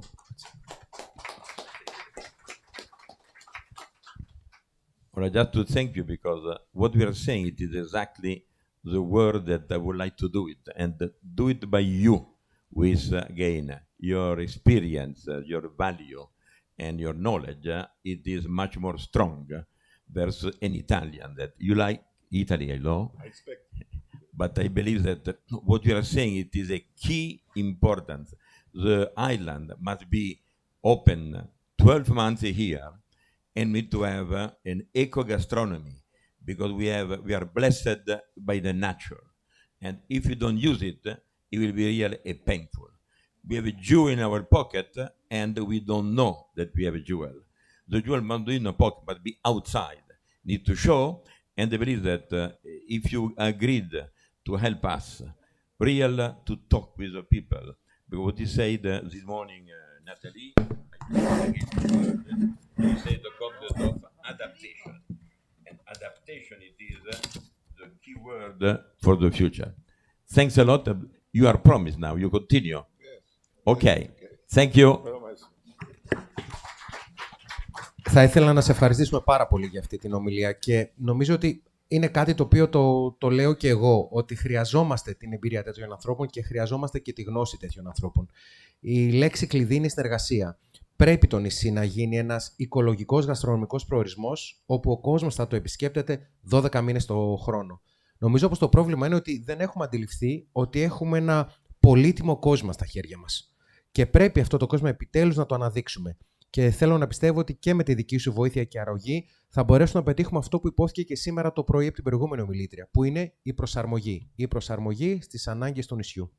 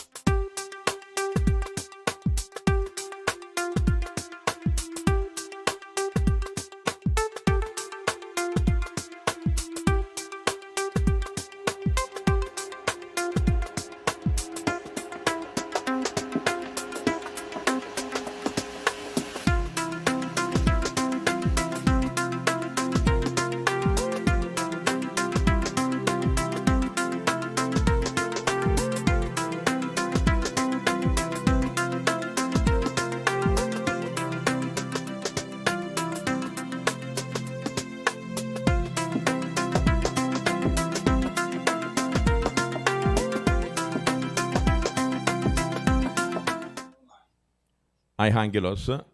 Thanks a lot for your patience, because normally when we make a symposium, we straight on the agenda. Just to be aware that yesterday it was a very, very difficult day.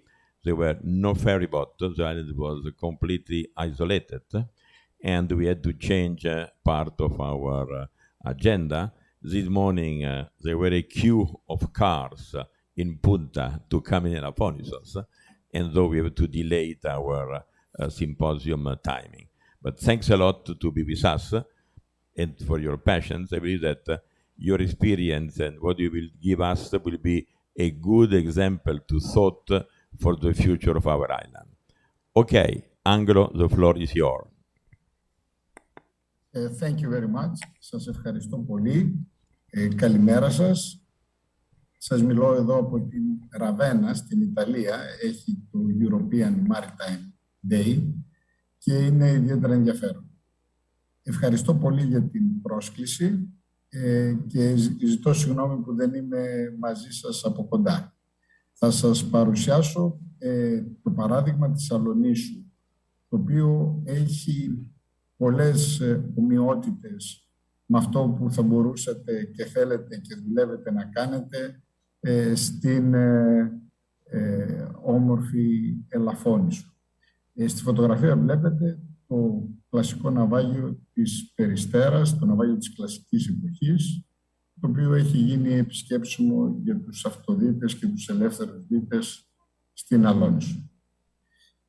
Η Αλόνησος, όταν ξεκινήσαμε να δουλεύουμε αυτό το έργο το 2006, είχε κάποια χαρακτηριστικά. Σχετικά μικρό νησί, απομονωμένο νησί. Παρ' όλα αυτά υπήρχε εκεί το μεγαλύτερο θαλάσσιο πάρκο της Μεσογείου και το δεύτερο μεγαλύτερο στην Ευρώπη. Άρα υπήρχε μια παιδεία φιλική προς το περιβάλλον και παιδεία των ψαράδων. Η τουριστική περίοδος είναι πολύ μικρή στην Αλόνησο. Η πρόσβαση είναι δύσκολη, καθώς το κοντινότερο αεροδρόμιο είναι αυτό της Σκιάθου και γενικώς υπήρχαν αρκετά εμπόδια στην ανάπτυξη του νησιού. Άρα μια μικρή προς μια κατεύθυνση ανάπτυξη ανταγωνιστικού πλεονεκτήματος θα μπορούσε να κάνει τη διαφορά. Υπήρχαν όμως και άλλα στοιχεία τοπικά. Εκεί ένας ψαράς, ο Κώστας ο Μαυρίκης, είχε ξεκινήσει και είχε κάνει μια δουλειά λαογραφίας, είχε γράψει ένα βιβλίο, είχε περιγράψει πολλά από τα ναυάγια της περιοχής, το οποίο εγώ το είδα αυτό το 2000, μου μίλησε για τα ναυάγια και εντυπωσιάστηκα. Και έτσι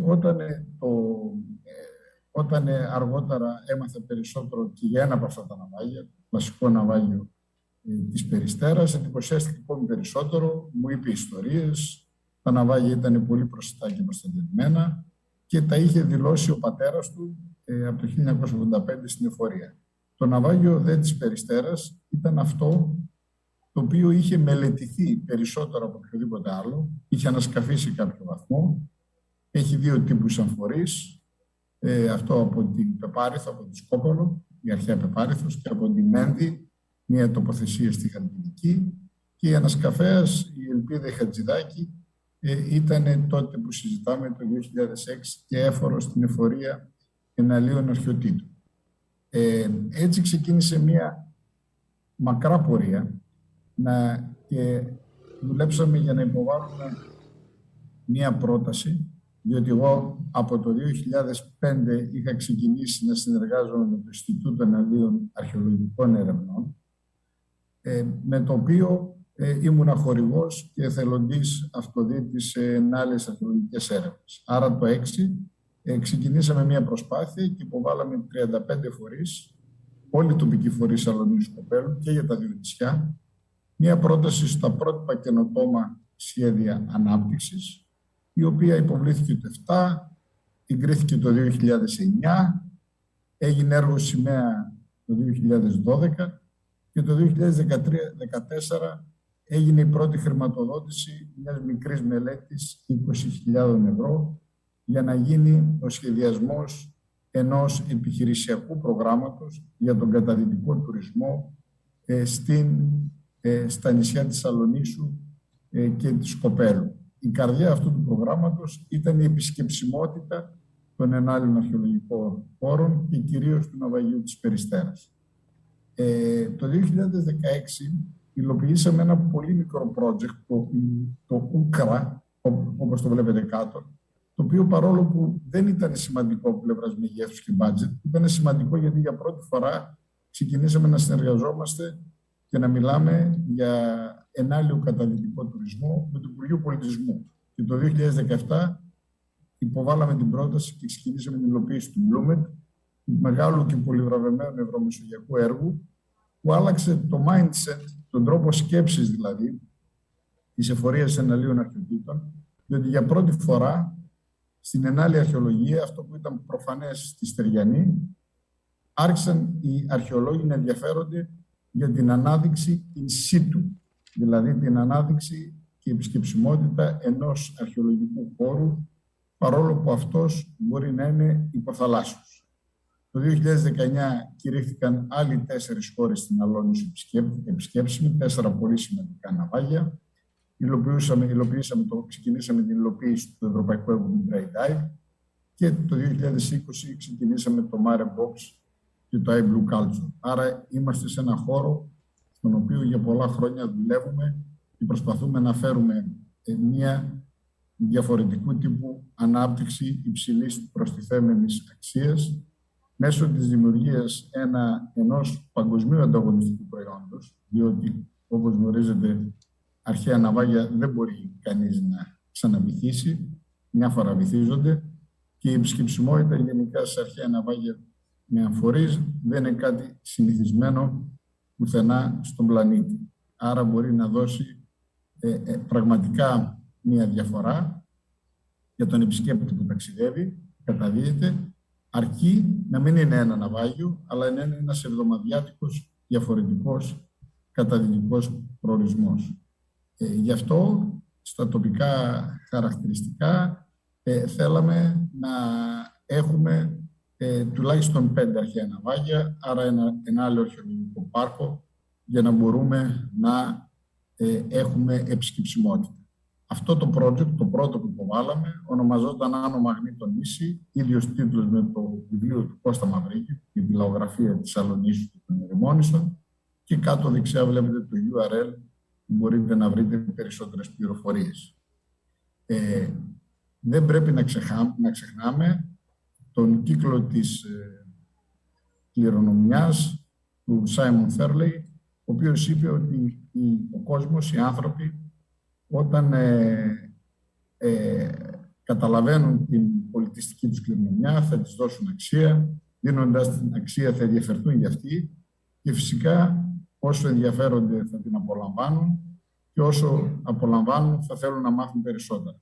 Αυτό είναι που εφαρμόζουμε πλέον στη φιλοσοφία μας στους ενάλλειους αρχαιολογικούς χώρους. Θέλουμε να τους κάνουμε προσβάσιμους σε όλους, όχι μόνο στους καταδιόμενους, όχι μόνο σε αυτούς που είναι με μάσα και αναπνευστήρα, αλλά και σε αυτούς που δεν θα μπουν στη θάλασσα ή θα είναι και από μακριά.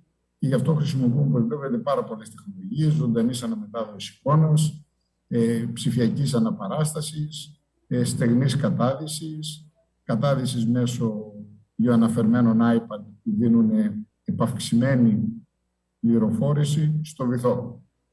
Είναι δηλαδή μια συνολική προσπάθεια. Να τονίσω εδώ, ότι από το 2006 που ξεκίνησε η προσπάθεια δεν έχει χαθεί ούτε ένας αμφορής από κανένα από τα ναυάγια της Σαλονίσου, που είναι όλα γνωστά στους ντόπιους, γιατί το 2008 η εφορία εναλλείων αρχαιοτήτων πραγματοποίησε μια σειρά φωτομοσαϊκών και συγκρίνοντας τα φωτομοσαϊκά του 2008 με τη σημερινή κατάσταση, το 2022, βλέπουμε ότι τα ναυάγια είναι απείραχτα. Και είναι απείραχτα γιατί η πραγματική φύλαξη γίνεται από τους ντόπιους, γιατί οι ντόπιοι αντιλήφθηκαν ότι η ενάλλεια πολιτιστική κληρονομιά, όπως η δική σας στο Παυλοπέτρη, αλλά όχι μόνο, μπορεί να αποτελέσει μοχλό ανάπτυξης για τον τόπο. Το Μπλούμετ, όπως σας είπα, ήταν το έργο που έκανε τη μεγάλη διαφορά. Ήταν ευρωμεσογειακό, έτρεξε σε διάφορες χώρες με πολλούς partner και την εφορία εναλλείων αρχαιοτήτων. δραστηριοτήτων, με πιλωτικά έργα στην Ελλάδα, στην Κροατία και στην Ιταλία. Και βλέπετε εδώ τα υπόλοιπα σημεία τα οποία είχε ανάπτυξη το έργο. Και ουσιαστικά στην Ελλάδα η κύρια δουλειά, η πρώτη δουλειά έγινε στην περιστέρα της Αλονίσου. Πολύ βασική καινοτομία του έργου Μπλούμερ ήταν η ανάπτυξη των κέντρων ενημέρωσης και ευαισθητοποίησης του κοινού, τα Knowledge Awareness Centers, όπως τα λέμε στα αγγλικά. Έχουμε δύο στην Ελλάδα, ένα στην Ιταλία και ένα στην Αμαλιάπολη. Αυτά τα δύο είναι, ας το πω έτσι, κέντρα στα οποία δίνεται η πληροφορία με την τεχνολογία. Δεν είναι μουσεία, δεν χρειαζόμαστε να δημιουργήσουμε πλέον μουσεία. Μπορεί κανείς να δει μπροστά του τρισδιάστατους εμφορείς, να τους μελετήσει καλύτερα, να κάνει στεγνή κατάδεση και πραγματικά προσφέρονται για επισκέψεις σε νέους, σε σχολεία και έχουν πάρα πολύ καλό αποτέλεσμα. Τα τρέχουν οι δήμοι και το περιεχόμενο το δίνει, έχει την ευθύνη εφορία εναλίων και το δημιουργούμε μέσω ευρωπαϊκών προγραμμάτων. Εσείς εκεί στην Ελαφώνησο θα μπορούσατε να δημιουργήσετε ένα τέτοιο κέντρο στο νησί που να αφορά τον οικισμό στον Παυλοπέτρη. Άρα ουσιαστικά οι επισκέπτες που έρχονται στην περιοχή σας θα θέλουν και να επισκεφτούν το Παυλοπέτρη, που πλέον υπάρχουν, όπως ξέρετε, υποβοίχες ταμπέλες οι οποίες τοποθετήθηκαν από τη μία spin-off εταιρεία μας στην Ενάλια Tech, και θα υπάρχουν και οι ταμπέλες και θα υπάρχουν και οι πληροφορίες στο νησί, στην Ελαφώνησο, μέσω του Κέντρου Ενημέρωσης Επισκεπτών. Έχουμε δημιουργήσει και μία πλατφόρμα στο ίντερνετ, όπου εδώ βλέπετε το URL, medidive.pass.eu, στο οποίο και εκεί μπορείτε να επισκεφτείτε και να βρείτε πάρα πολλές πληροφορίες, ακόμη και για το Παυλοπέτρη. Αναφέρεται στους επισκέψιμους ενάλλειους αρχαιολογικούς χώρους και όχι μόνο γενικώς της Μεσογείου. Τα εγγένεια στην Περιστέρα πήραν μεγάλη δημοσιότητα. Εδώ ο δημοφιλής τραγουδιστής Άγγελος, ο οποίος είναι εξαιρετικός ελεύθερος ποιητής, με ελεύθερο έκανε τα εγγένεια στα 20 μέτρα, βλέπετε κόβει την κορδέλα, και εδώ βλέπετε εικόνες από τα 4 νέα ναυάγια που θα είναι επισκέψιμα πιλωτικά από φέτος, άρα σύνολο 5 στην Αλόνησο.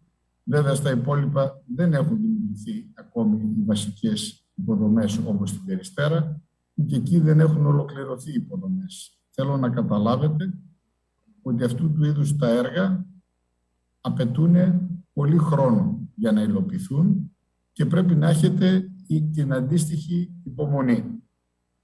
Το ναυάγιο στην ίσο Σκάντζο, αυτά τα 4 ναυάγια είναι και τα 4 στα 34 μέτρα βάθος περίπου. Στον Άγιο Πέτρο είναι ένα ναυάγιο με μιλόπετρες, με αμφορείς και με βυζαντινά πιάτα. Στο Τζέλιο ένα ελληνιστικό, αρκετά συλλημμένο. Στη Φαγκρού ένα ναυάγιο 100 ετών, πιο παλιό από την Περιστέρα. Και στα Σκάντζουρα ένα ναυάγιο σαν την Περιστέρα με πολύ μεγάλη όμως ποικιλία αμφορέων. Στο έργο Mid Dry Die δημιουργήσαμε ένα παιχνίδι, το Dive in the Past. Μπορείτε να το κατεβάσετε δωρεάν, έχει περισσότερα από 65.000 downloads. Είναι ένα serious game, είναι εξαιρετικό και τα παιχνίδια, να ξέρετε, που συνδυάζονται με συγκεκριμένους τόπους βοηθούν πάρα πολύ τον τουρισμό. Εκεί παρουσιάζεται πάλι το ναυάγιο της Περιστέρας. Έχουμε δημιουργήσει ψηφιακές αναπαραστάσεις με την ελπίδα του λόγο. Έχουμε δημιουργήσει φυλάδια επαυξημένης πραγματικότητας. Έχουμε δημιουργήσει επίσης και αυτά τα Google Cardboard Glasses που μπορούν να χρησιμοποιηθούν πολύ εύκολα για να έχει κανείς στεγνή εικονική περιήγηση χωρίς να έχει μια ακριβή συσκευή, όπως για παράδειγμα ένα Oculus device. Στο έργο Marebox δημιουργήσαμε ακόμη περισσότερο υλικό, αλλά η λογική εδώ είναι να συνδέσουμε τη θαλάσσια πολιτιστική κληρονομιά με νέους καλλιτέχνες, με μια καλλιτεχνική προσέγγιση.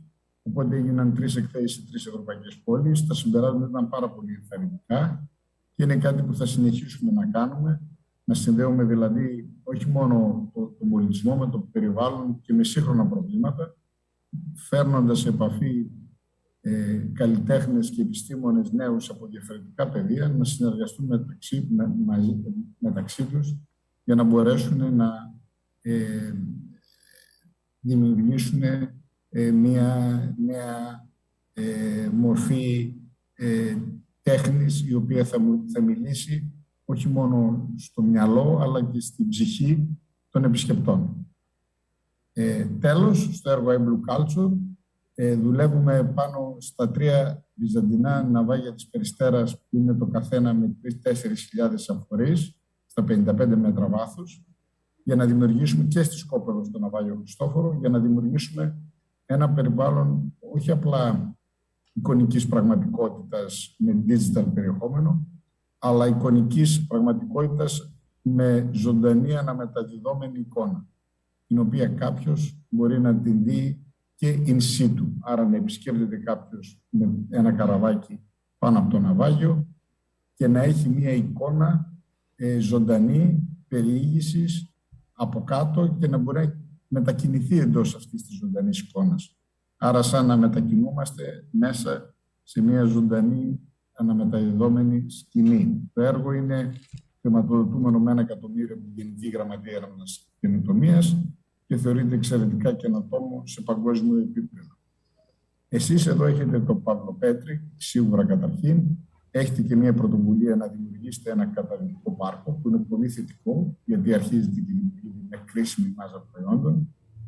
Το Παύλο Πέτρη είναι ένας πάρα πολύ σημαντικός οικισμός. Έχει το πλεονέκτημα ότι μπορεί να είναι προσβάσιμος 6 μήνες το χρόνο με μεγάλη άνεση από κολυμβητές όλων των ηλικιών, χωρίς να πρέπει να είναι καταδιόμενοι. Πλέον με τις σημαδούρες που έχουν τοποθετηθεί και με τις ταμπέλες μπορεί και αναδεικνύεται και να καταλάβει καλύτερα ο επισκέπτης τον οικισμό, που είναι πάρα πολύ σημαντικό, και πρέπει γενικώς να εκμεταλλευτείτε περισσότερο την ευρύτερη πολιτιστική κληρονομιά της περιοχής σας. Η εμπειρία μου λέει, χωρίς να γνωρίζω κάτι ιδιαίτερο, ότι αρχαία ναυάγια υπάρχουν παντού. Σας θυμίζω ότι πρόσφατες έρευνες στο σύμπλεγμα των φούρνων των νησιών ανακάλυψε εκεί ο κύριος Κουτσουφλάκης περισσότερα από 58 αρχαία ναυάγια και υπάρχουν και άλλα. Το παράδειγμα των φούρνων δεν είναι μοναδικό. Το παράδειγμα των φούρνων ισχύει και σε άλλες περιοχές της Ελλάδος, σας το λέω από προσωπική εμπειρία. Άρα, αν με το καλό φροντίσετε να δηλώσετε τα ναυάγια στην εφορία, όπως το έχει κάνει στην εφορία Εναλίων, όπως το είχε κάνει ο Ψαράς ο Δημήτρης Μαυρίκης, και μελετηθούν, μπορούν και αυτά να αναδειχθούν. Επίσης, στην πολιτιστική κληρονομιά είναι και το κομμάτι των σύγχρονων ναυαγίων, που και αυτά είναι ένα πολύ σημαντικό κίνητρο για τους αυτοδίτες για να ταξιδέψουν. Άρα και αυτό πρέπει λίγο να το λάβετε υπόψη σας. Υπάρχουν και εξαιρετικά ναυάγια και φαντάζομαι στην ευρύτερη περιοχή σας. Κάποια είναι βέβαια στα Κύθυρα, αλλά τα Κύθυρα είναι λίγο πιο μακριά, αλλά κάπως μπορεί να συνδυαστεί ένα συνολικό προϊόν στην ευρύτερη περιοχή, που είναι κάτι που ξέρω ότι το δουλεύετε στην περιοχή σας και πρέπει να το λάβετε υπόψη. Τέλος, οι ειδίτες είναι πολύ περιβαλλοντολογικά ευαισθητοποιημένοι και όπως ξέρετε το Παυλοπέτρι είναι ένα ιδιαίτερα ευαίσθητο οικοσύστημα και από περιβαλλοντολογικής απόψεως χρειάζεται περαιτέρω προστασία και ανάδειξη της περιβαλλοντολογικής του αξίας. Γενικά ο καταδυτικός τουρισμός είναι μια πολύ καλή πηγή εναλλακτικού τουρισμού. Οι αυτοδίτες μπορούν να έρχονται σχεδόν όλο τον χρόνο. Είναι πολύ μεγάλη περίοδο. Γενικά είναι άνθρωποι που ταξιδεύουν για να καταδυθούν, έχουν χρήματα και συνδυάζοντας και τις υπόλοιπες κοντά στην Ελαφώνησο, στην Λακωνία, φυσικές και πολιτιστικές ομορφιές, μπορεί να δημιουργήσουν ένα ιδιαίτερο ανταγωνιστικό προϊόν που να απευθύνεται σε αυτοδίτες από όλο τον κόσμο.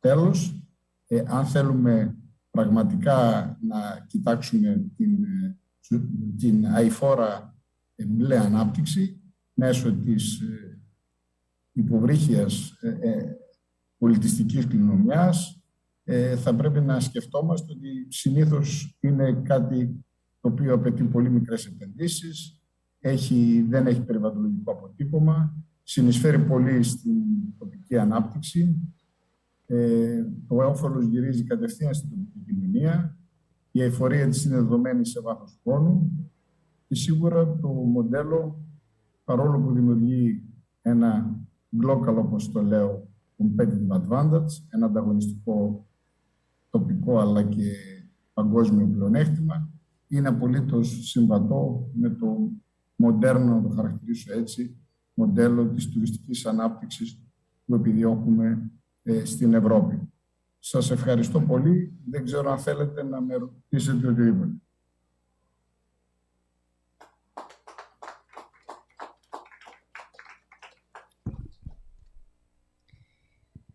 So, following a brief introduction by Enrico, where he mentioned the difficulties that have been experienced in this conference so far, especially yesterday when there were no ferries and we were completely separated and isolated from the wind, it had an impact on the agenda. The multitude of cars queuing to come to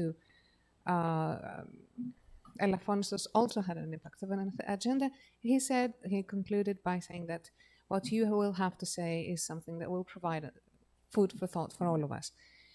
Now, Mr. Manglis started off by saying that he's currently at Ravenna for the European Maritime Day, which is extremely interesting.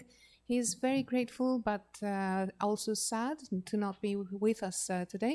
And he discussed the Elafonisos example because he feels that it is an island that has lots of similarities to Elafonisos. So, for example, the most important and well-known tourist attraction right now is the shipwreck of Peyretti, and it was actually something that he showed on screen numerous times. It is visited by scuba divers, and it has its own history. But let's take a look at Elafonisos. It's a small island, it's an isolated island. It does, however, belong to one of the two largest marine parks in the European Union, the largest in the Mediterranean, which means that all local agents involved, all local stakeholders like fishermen have already acquired an environmental conscience. Tourism was small. Tourism is not something huge as an industry because the closest airport is at Skiathos, far away. There are many obstacles. So this is what led Elafonisos to feel that they needed to have a competitive advantage. It all began with Kostas Mavridis, a fisherman who decided to look at the folk traditions and highlight aspects of Elafonisos that were little known. So he published a book on the shipwrecks that are found around the island. And these shipwrecks are all close to the land, they are protected, and also they have been declared to the effort, which is the agency responsible for sea antiquities. Now, in Peristera, we have two vases, amphoris, but they have become Peristera has become the flagship. So back in 2005, there was a synergy that began, a collaboration that began with the Institute of Sea Antiquities. 2006, a proposal was drafted, submitted 2007, approved 2009, and we started on 2013 with the first funding. It was small funding, small-scale funding of 20,000 euros in order to be able to conduct a survey that would allow for the planning of tourism, which would be eco-friendly, both for the island of Elafonisos and Skopelos. Now, it was very important, and it is very important to bear in mind that a series of projects have since taken place that focus on the synergy between sea diving tourism and how the state can promote this kind of tourism. So the ministry has been involved, the effort has been involved, there have been projects like Lumet that have changed the mindset of all local seaholders. The first change that needed to take place is that whatever applies to ecotourism on land can apply at sea. So in 2019, 4 more shipwrecks were looked at in order to be integrated, and with the Marivox there was a new type of development. So this allowed the island of Elafonisos to truly develop a competitive product, because it is true that, of course, ships can only be wrecked once, and ancient ships can only be wrecked in antiquity. And it's really an amazing experience for everyone to be able to visit an ancient shipwreck. And now it's not just one wreck, it's an entire tourism destination. We've got 5 wrecks included in an integrated, comprehensive sea archaeological site. Now, links were provided, URLs were provided on screen. There was also mention of Simon Furley and the fact that he said that if legacy is well understood, then it provides value. When value is provided, it is appreciated. The more we appreciate the value of our legacy, the more we want to learn about it. And this is precisely what has become the core principle for the implementation of all projects that have taken place. So currently, it's not just about scuba divers. It's not just about people who can dive and visit the wrecks themselves. There's live streaming, there's dry diving, there's an offer of water-insulated iPads that provide further information while the diver is at sea. So, and one thing that is important is that we need to bear in mind no vases have been lost, no damage has been brought to the shipwrecks. And we know that because back in 2008, there was a photo mosaic created by the effort, the agency responsible, and current pictures show that all wrecks are intact. And the reason is that the locals understand that this legacy at sea is a wonderful opportunity for development. So many Euro-Mediterranean projects have hence been underway, piloted in Greece, in Italy, and other sites. And the first site was Peristera, the shipwreck of Peristera in Greece. Another thing that was very helpful was the knowledge awareness centers that have been created. They are land centers. They are on land and they provide visitors with a dry diving experience with virtual tours. So there was no need to come up with museums. There was no need to spend a lot of money. Everything is pretty low budget. These knowledge awareness centers are run by the local authorities, of course, under the umbrella of the effort of Sea Antiquities. And now coming to Elafonisos, you've got Pavlo Petri. And yes, currently you've got some signs, you've got some more information provided to the tourists, but I would like at this point to say that we have also created an online platform which is about sea antiquities throughout Greece, and Pavlo Petri is mentioned. So it could be further highlighted. Peristera, okay, it was our flagship. It was the official inauguration of the site was performed by a very popular Greek singer, Mr. Sakis Rouvas, and now the 4 new wrecks will be opened up to tourists this year as a pilot. One thing we need to look into at Elafonisos is that we don't yet have the necessary infrastructure for the 4 new wrecks. We need more infrastructure for Peristera, but the key message is that such projects take up a lot of time and you will need to show a lot of patience. The 4 new wrecks will they have Byzantine artifacts, they've got more vases, and they will create an even more comprehensive experience. There is also the Me Dry Dive platform. It has 65,000 downloads annually, and it is actually a reality game that, however, has helped to boost tourism because it provides a digital overview, a digital representation of Peristera shipwreck, and using techniques of AI and enhanced reality, it allows visitors to tour the wreck without necessarily having to spend a lot of money on fancy equipment like an Oculus device. On the other hand, Marebox that I talked about provides even more material, and here we have tried to come up with something that would allow us to coexist with a completely different field, the field of art. So we engaged young artists. There have been 3 exhibitions in 3 cities. The outcome has been extremely encouraging. That we've tried to create a new form of art, one that touches the mind, the heart, the soul of all visitors. And then we've got the culture project, and this looks at, once again, the main Byzantine artifacts that can be found at 35 meters deep. This is all streamed on, live streamed, and there's an important digital content that has already been created. The live streaming allows visitors to tour the shipwrecks while on boat just above the shipwreck, so they can navigate the seas without getting wet. And they also can do that back on the island. And this is something that is a major project. It's going to cost, the budget is approximately €1 million. However, it is financed.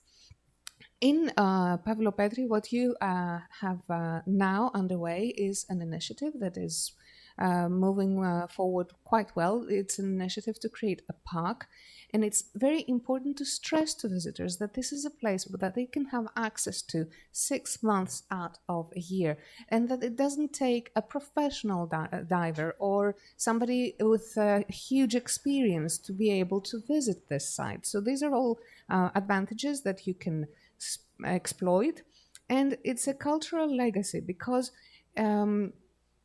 which can be linked to other parts of Greece as well. Let's not forget about the example of Fourni, where we have found a compound of 58 wrecks recently discovered and declared to the effort by Mr. Koutsouflakis. It's not a unique example, however. Trust me, I speak of experience. So the most important thing is, first of all, you need to work together with the effort. You have to have everything declared and protected by the effort, and you have to realize that a cultural legacy does not simply mean ancient shipwrecks. It can also be contemporary shipwrecks, and it doesn't necessarily mean that we have to stick to Pavlopetri alone. You can liaise with Kythra. You can take into consideration other wrecks that can be there scattered around the area. One last point I would like to make: divers are extremely eco-friendly tourists. They are very sensitive to the environment, and Pavlopetri is sensitive by nature. And also, they add to the ecological value of any place they go to. Another great aspect about divers is that they travel in order to dive throughout the year, and they do have money to spend. They like spending money. So if you work together and combine what you already have with other natural beauties and specialties from Laconia, this is the way to move forward. And sustainable development has an excellent advantage that it doesn't require huge investments, it's got a zero ecological footprint, and it provides direct benefit to the local communities. So Pavlopetri could become a driver competitive advantage for the local community, both at a local scale and international scale. And this is exactly what the EU, in terms of policy, is striving for, and it's the direction that the entire European Union is moving towards. Thank you very much for your attention.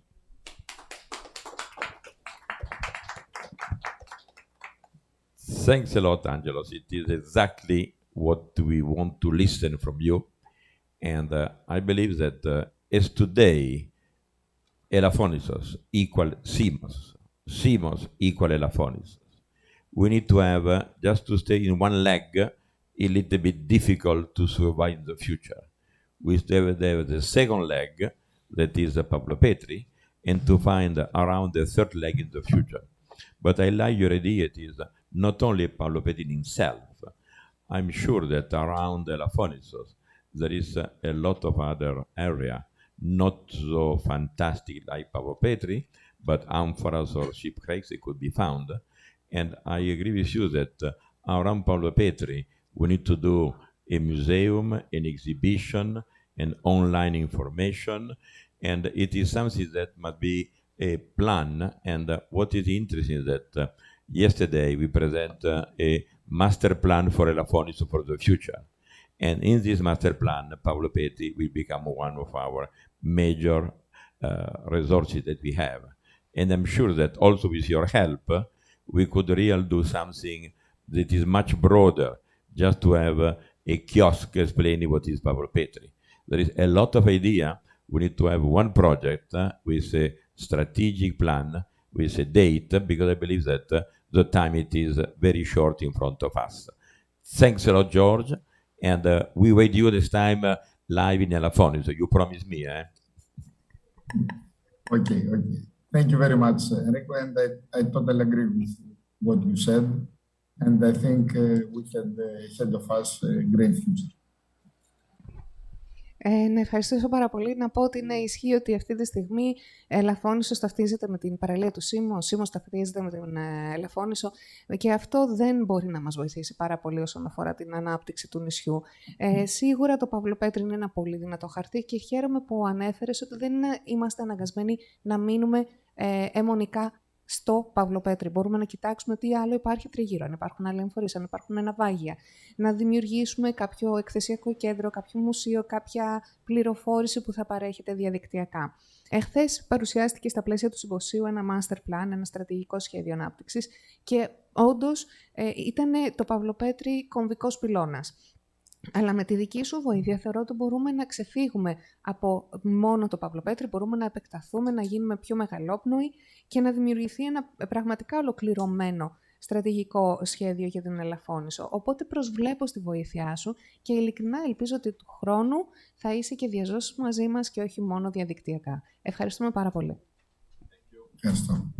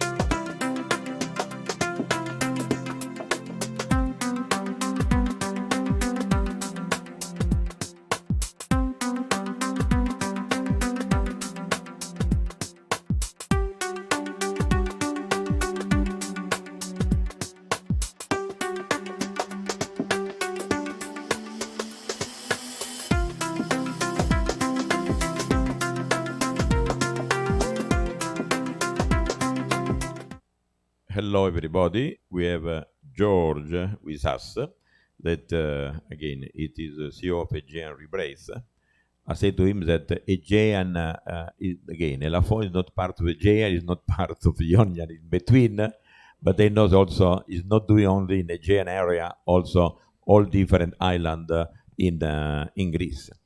He will give us her perspective, what we can do in Elafonisos in order to be much more focused on ecology, especially about what we could find in the sea, that unfortunately are not only fish, but also some other things that not the best for the quality of the life, for the fish and for the human. Καταρχάς θα ήθελα να ευχαριστήσω τον Γιώργο Σαρελάκο που είναι μαζί μας, τον διευθυντή του Aegean Rebreath. Εμείς στην Ελαφώνησο δεν είμαστε προφανώς μέλος της οικογένειας των νησιών του Αιγαίου, ούτε τελικά των νησιών του Ιωνίου. Είμαστε κάπου ενδιάμεσα. Παρ' όλα αυτά νομίζω ότι πρόκειται να ακούσουμε από τον ίδιο στα επόμενα λεπτά θα είναι πάρα πολύ χρήσιμα για να δούμε τι άλλο δυστυχώς μπορεί να βρει κανείς στον πυθμένα και στο βυθό των ελληνικών θαλασσών που δεν είναι μόνο ψάρια. Καλησπέρα και από μένα. Καταρχήν θα ήθελα να ευχαριστήσω θερμά τους οργανωτές για την πρόσκληση και πραγματικά λυπάμαι που δεν είμαι σε θέση να βρίσκομαι εκεί, αλλά θα πρέπει ούτως ή άλλως σαν οργάνωση έχουμε αυτή το Σαββατοκύριακο δράσης, οπότε θα πρέπει δεν θα ήταν εφικτή η μετάβασή μου. Ήθελα να ρωτήσω αν τυχόν φαίνεται η παρουσίαση καταρχήν. First of all, I would like to thank the organizers of Elafonisos Eco for inviting me to this conference. Unfortunately, I cannot be with you because this week we have a lot of activities, a lot of actions that take place at the Aegean Rebirth. My first question is whether you can see my PowerPoint on your screens. Δώστε μας μερικά λεπτά, αν έχετε την καλοσύνη, κύριε Σαρελάκο, για να μπορέσουμε να βλέπουμε τις διαφάνειές σας.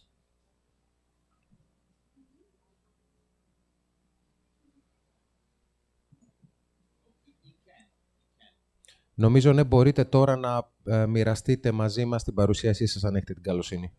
Τα PowerPoint σας.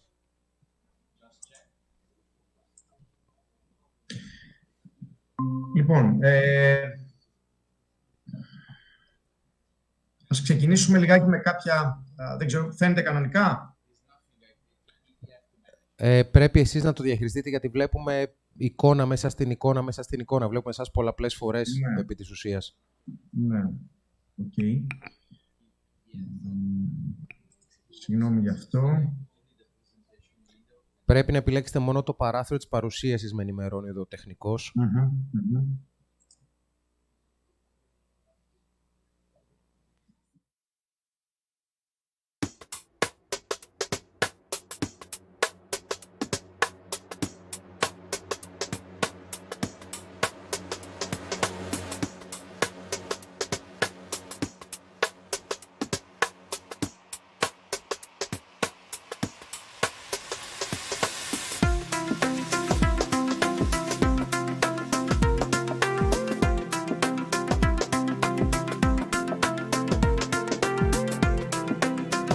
Αλλαγή για τη θαλάσσια ρύπανση, ωστόσο το μόνο ζήτημα που αναδεικνύεται είναι η ανάγκη συντονισμού για την αντιμετώπιση αυτού του φαινομένου. Η Aegean Rebreath από την αρχή της δράσης της ενδιαφέρθηκε για τη δημιουργία καινοτόμων λύσεων και για την κάλυψη κενών που ούτως ή άλλως έχουν αναγνωριστεί όχι μόνο σε τοπικό αλλά και σε διεθνές επίπεδο.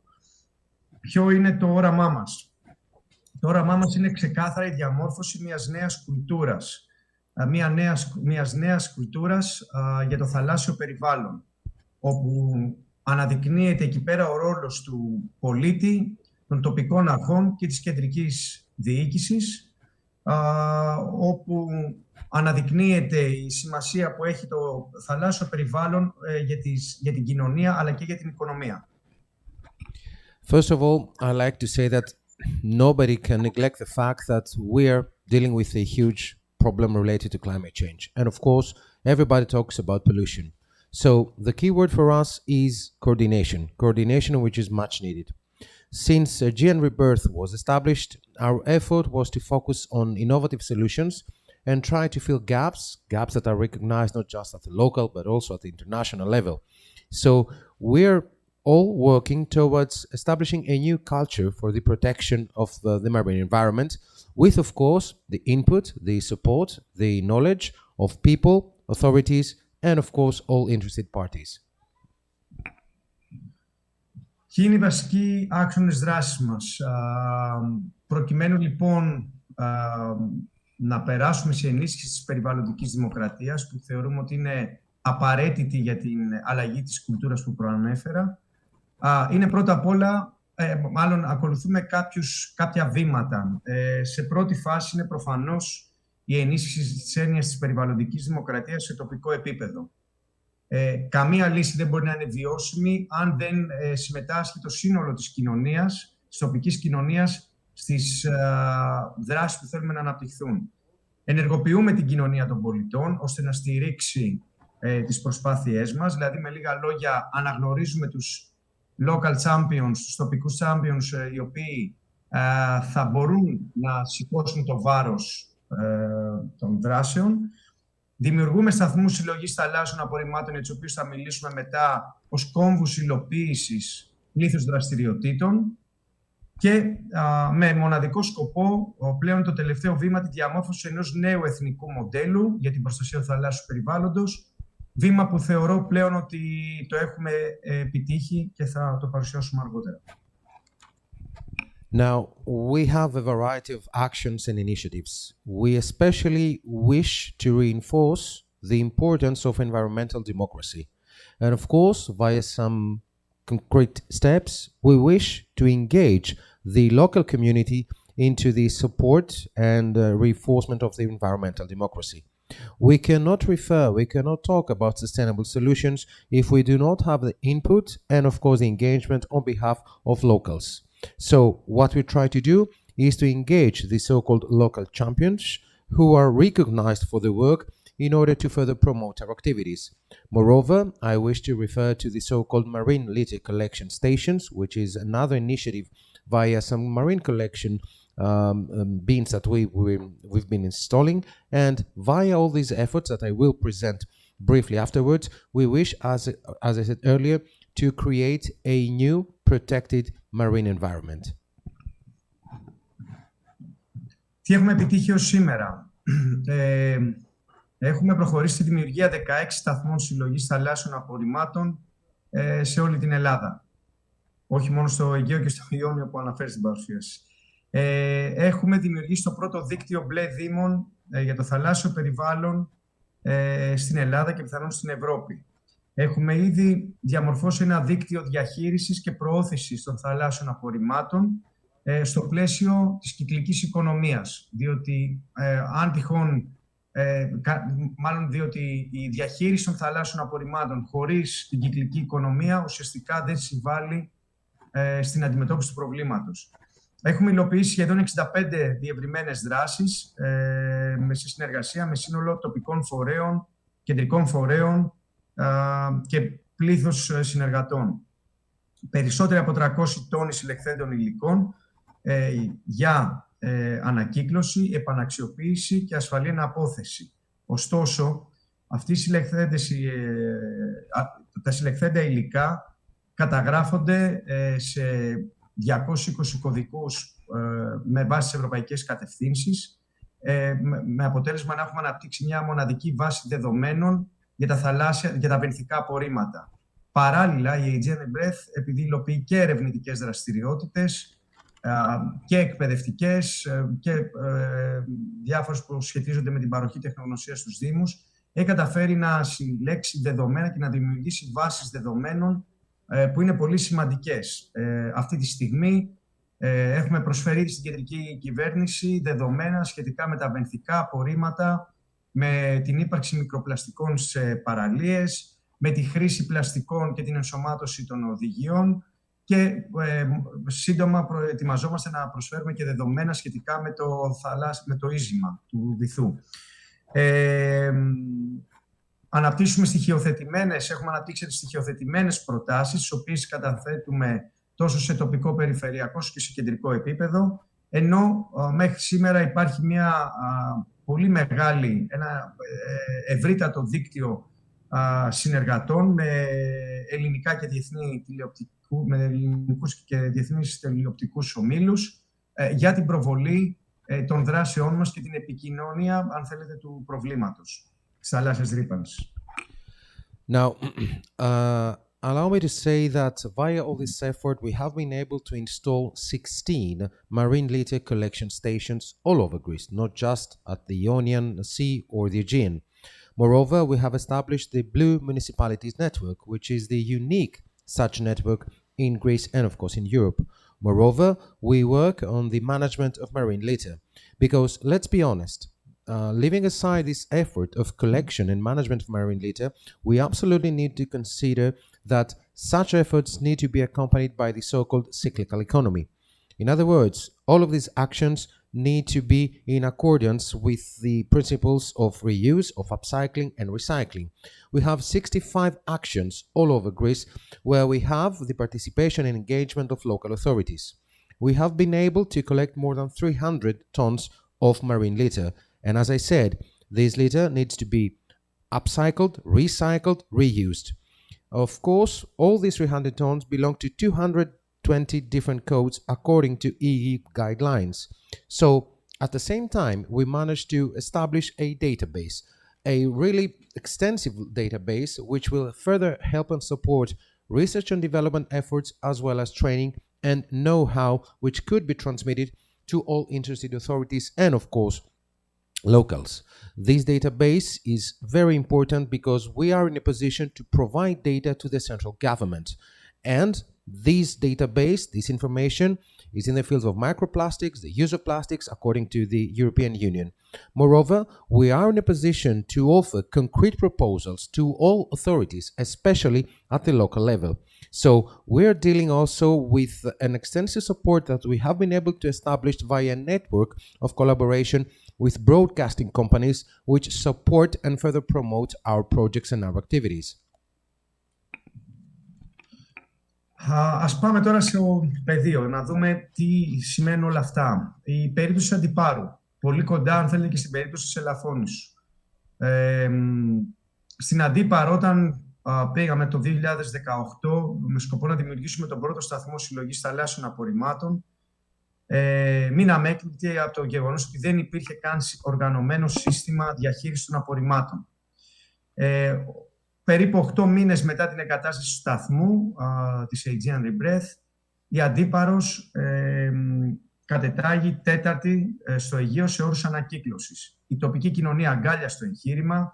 Υπήρξαν άνθρωποι, όπως προανέφερα, local champions, οι οποίοι θέλησαν να χτίσουν πάνω σε αυτή την πρακτική, προχώρησαν περαιτέρω σε θέματα ανακύκλωσης και σήμερα το νησί θεωρείται ένα υπόδειγμα όσον αφορά την ανακύκλωση των πλαστικών συσκευασιών και όχι μόνο. Σε συνέχεια της ποιοτικής δουλειάς που έγινε και σε συνεργασία πάντα με το Δήμο, μας ζητήθηκε να αναλάβουμε τη διαχείριση των απορριμμάτων σε όλες τις προσβάσιμες παραλίες του νησιού. Σήμερα βρισκόμαστε στη διαδικασία της εγκατάστασης κάτω ανακύκλωση σε όλες τις παραλίες του νησιού, της καταμέτρησης, γιατί προφανώς όλα αυτά μας δίνουν ερευνητικά δεδομένα. Η Αντίπαρος αποτελεί το πρώτο, αν θέλετε, και το πλέον ενδεικτικότερη περίπτωση ενεργοποίησης της τοπικής κοινωνίας και αντιμετώπισης της θαλάσσιας ρύπανσης μέσω καινοτόμων πρακτικών.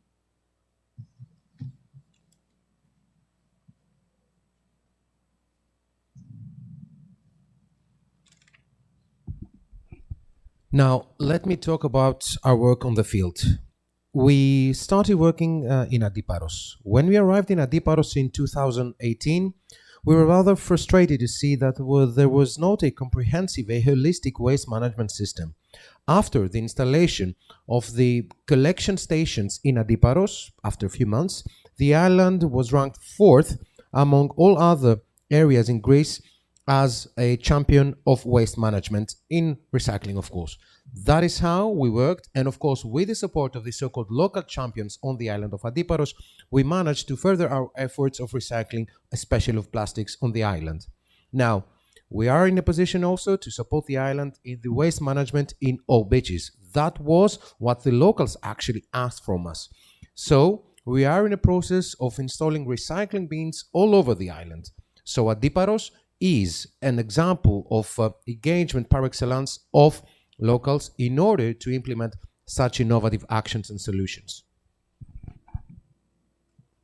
Στην παρούσα φάση έχουμε σταθμούς σε 8 νησιά των Κυκλάδων, 2 των Σποράδων, 1 του Αργοσαλονικού, 3 του Ιωνίου και σε πρώτη πόλη της Πελοποννήσου που είναι η Καλαμάτα.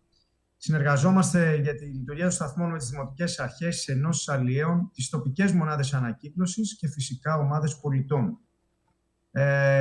Υπάρχει πολύ μεγάλη ζήτηση για να επεκταθεί το δίκτυο αυτών των σταθμών και σε άλλες περιοχές στην Ελλάδα, ενώ μέσω των σταθμών έχουμε συλλέξει πιο συγκεκριμένα 127.000 ανακυκλώσιμα υλικά και 22 τόνους αλλιευτικών εργαλείων. Άρα είναι ξεκάθαρο ότι εκτός από τα πρωτογενή δεδομένα, οι σταθμοί, εκτός από την ενεργοποίηση της τοπικής κοινωνίας, εκτός από την εκπαίδευση των τοπικών αρχών, προχωράμε και σε σημαντικές παρεμβάσεις πρόληψης για τα θαλάσσια απορρίμματα.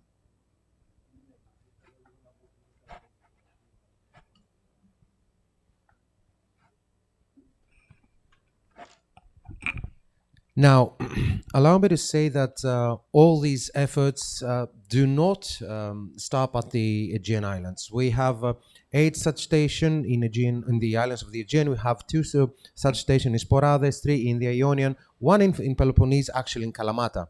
So we collaborate with Fishermen Association, with the civil society, with local authorities. And it seems that there is a great demand from other Greek areas and regions to participate in such projects. Now, via all this effort, we are in a position to announce that we've been collecting 127,000 recycling material, and of course also 20 tons of fishing gear and material. So we also need to move forward our efforts and further this process in terms of prevention in order to be able to establish a new era of management of marine litter. Αυτό που έχει σημασία επίσης είναι και ένα άλλο επίτευγμα που έχει σημειωθεί και αποτελεί η ίδρυση του δικτύου Μπλε Δήμων. Μια πρωτοβουλία της Aegean Breath, η οποία και συντονίζει το δίκτυο. Νησιωτικοί και παράκτιοι δήμοι συνεργάζονται πλέον με στόχο το σχεδιασμό, την οργάνωση και την ανταλλαγή υλοποίηση και την ανταλλαγή καλών πρακτικών σχετικά με το θαλάσσιο περιβάλλον. Συμμετέχουν δημοτικές αρχές, η κοινωνία των πολιτών, αλλιευτικές κοινότητες, ερευνητικά και εκπαιδευτικά ιδρύματα και από κοινού διαμορφώνουν πολιτικές. Όλοι μαζί συμβάλλουν στην πρόθεση της περιβαλλοντικής δημοκρατίας, καθώς προτάσεις των δημοτικών αρχών μεταβιβάζονται πλέον απευθείας στο Υπουργείο Περιβάλλοντος και Ενέργειας. Όχι μόνο αυτό, τοπικές πρακτικές, επιτυχημένες τοπικές πρακτικές, τροφοδοτούν την ανάπτυξη στοιχειοθετημένων προτάσεων, οι οποίες και αυτές υποβάλλονται σε κεντρικό επίπεδο. Δρομολογούνται οριζόντιες δράσεις και αναδεικνύονται νέες προκλήσεις. Κυριότερα να πούμε ότι σε αυτό το δίκτυο συμμετέχουν, για να καταλάβουμε λίγο και τον τρόπο που λειτουργεί, η βασίζεται στην ύπαρξη μνημονίων συνεργασίας, στη συμμετοχή εκπαιδευτικών και ερευνητικών ιδρυμάτων όπως είναι το ΕΛΚΕΘΕ, με σκοπό κάθε φορά προβλήματα που αναδεικνύονται να αντιμετωπίζονται τεχνικά και με τις απαιτούμενες και με την απαραίτητη τεχνογνωσία. Τα επιτεύγματα του δικτύου. 18 δήμοι μέλη. Ήδη το δίκτυο έχει αναπτύξει εσωτερικά εργαλεία διαχείρισης, αλλά έχουμε προχωρήσει και σε αξιολόγηση αναγκών και καλών πρακτικών. Όπως είπα και πριν, υπάρχει η ευρύτατη συμμετοχή της τοπικής αυτοδιοίκησης, υπάρχει μια επιτροπή ερετών, υπάρχει μια τεχνική ομάδα η οποία επεξεργάζεται τα τεχνικά ζητήματα και φυσικά ο συντονιστικός ρόλος της Aegean.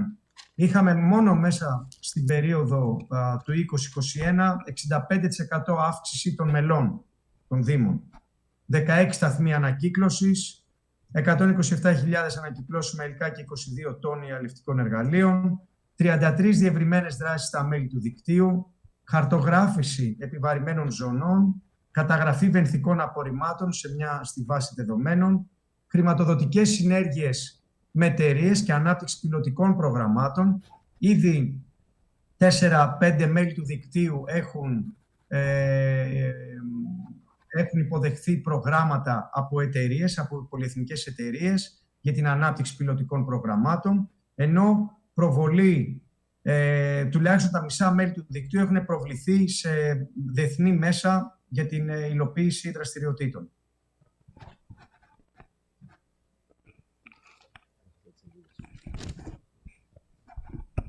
Now, via all these initiatives, we wish to further promote what we call environmental democracy. And this is how the Blue Municipalities Network was actually established.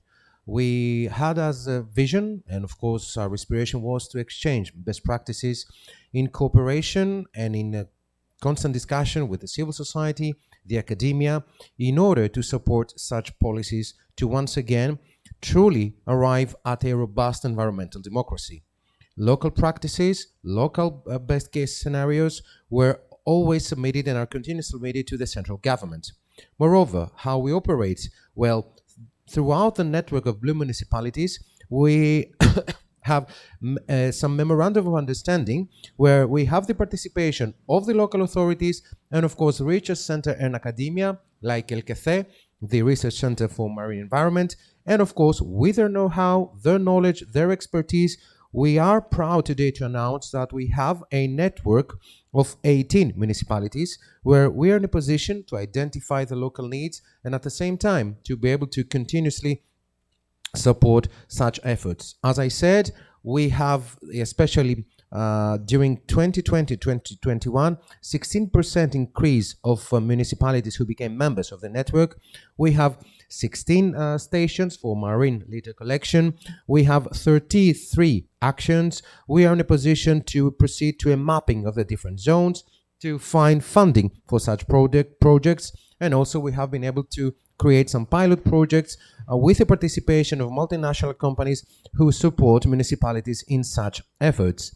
We have 4 or 5 such members, and of course, we continue to grow.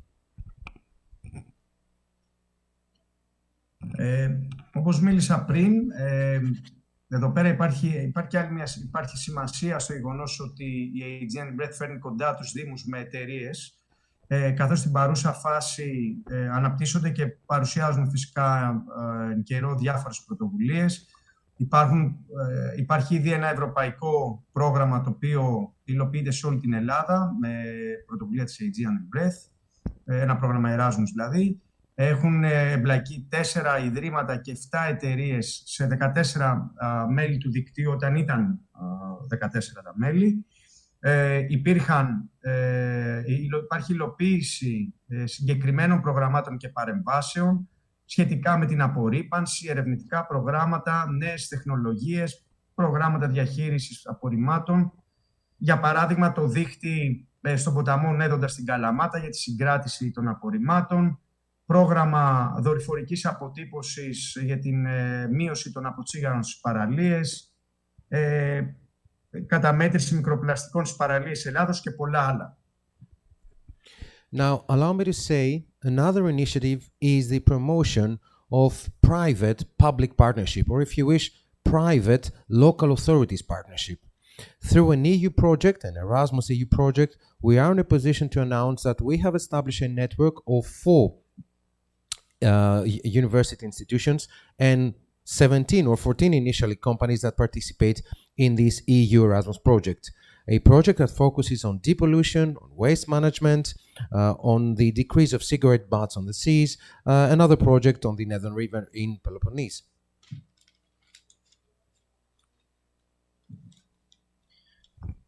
Και τελειώνουμε με τις καταγεγραμμένες ανάγκες των Δήμων, εφόσον μιλάμε για ολιστικές παρεμβάσεις, να δούμε και τι είχε βγάλει η διαδικασία αναγνώρισης των αναγκών σε εθνικό επίπεδο, μέσω του δικτύου Μπλε Δήμων.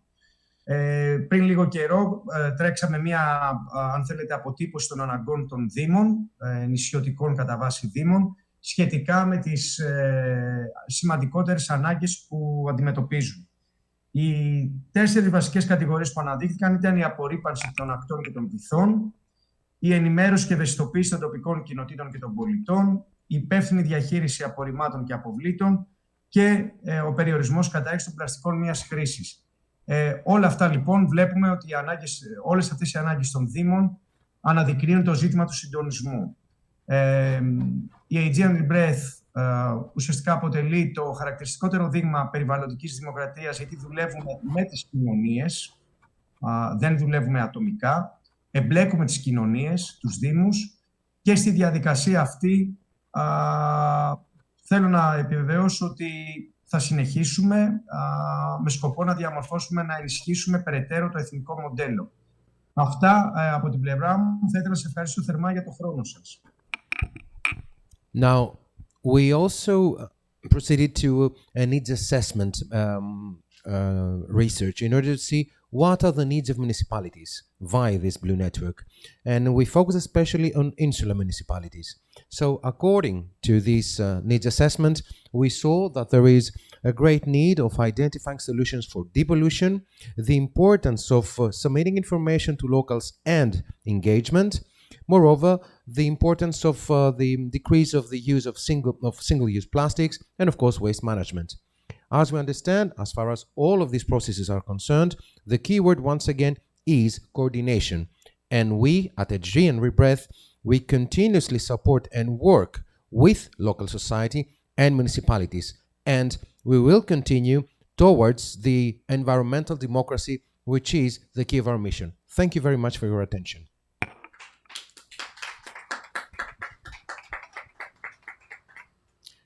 Thank you, George. Just a second. Thank you, Enrico. I like a lot your concept of environmental democracy.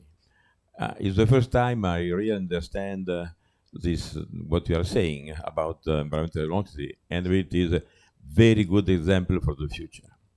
Secondly, this time you know that we didn't have opportunity to meet each other here, but it will be great if we could have a plan in the next 2-3 months in order to have a meeting together with the municipality, because I believe that, as you are saying, the local presence, it is a must.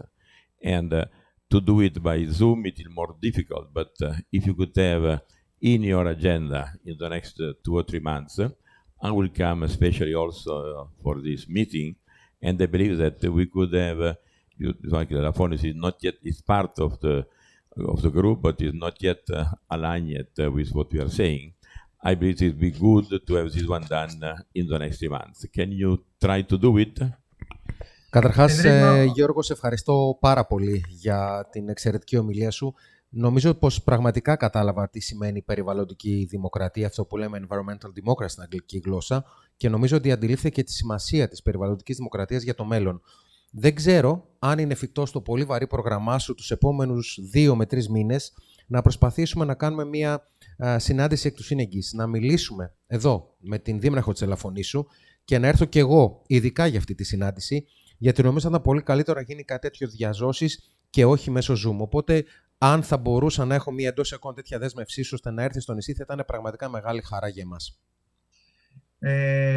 Ενρίκο, με χαρά ακούω αυτή την πρόταση και έχω να πω και πολύ συγκεκριμένα πράγματα. Το πρώτο είναι ότι σαφέστατα δεσμεύομαι ότι μέχρι τους επόμενους μήνες θα έρθω στην Ελαφώνησο, καθώς η απαραίτητη προϋπόθεση για την ανάπτυξη δράσεων είναι ένας ισχυρός τοπικός εταίρος, και αυτό ο εταίρος αντιπροσωπεύεται από εσένα και από τους ανθρώπους που πλαισιώνεσαι. Άρα, η πρώτη βασική προϋπόθεση τηρείται. Άρα, σίγουρα θα προσπαθήσουμε προκειμένου η Ελαφώνησος να μπει στο δίκτυο μπλε δήμων. Και το δεύτερο πιο σημαντικό είναι ότι ήδη έχουμε καταθέσει στην περιφέρεια πρόγραμμα ολιστικό πρόγραμμα για τη Μεσσηνία και τη Λακωνία. Οπότε καταλαβαίνεις ότι και η Ελαφώνησος δεν μπορεί να λείπει από αυτό το εγχείρημα. So, allow me to provide you with a really concrete answer. Yes, I will come to the island under the sine qua non condition that we have a robust local partner. And this local partner is you, is Elafonisos Eco, and of course the local authorities. So I guess that the first condition is met. Now, Moreover, allow me to say that we have already submitted to the region of Peloponnese a new holistic project about waste management for Messinia and Laconia, which actually means that Elafonisos is included. So we hope that we will be able to contribute to the so-called environmental democracy of Elafonisos. Thank you.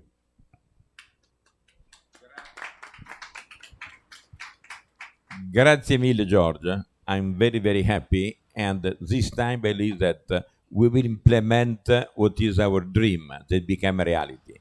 Grazie, arrivederci. Ciao, ciao. Και πάλι σε ευχαριστώ πολύ, Γιώργο. Νομίζω ότι έχουμε θέσει τις βάσεις για να εφαρμόσουμε του πρακτέου αυτές τις πολύ σημαντικές αρχές για τις οποίες μίλησες. Αντίο, τσάου.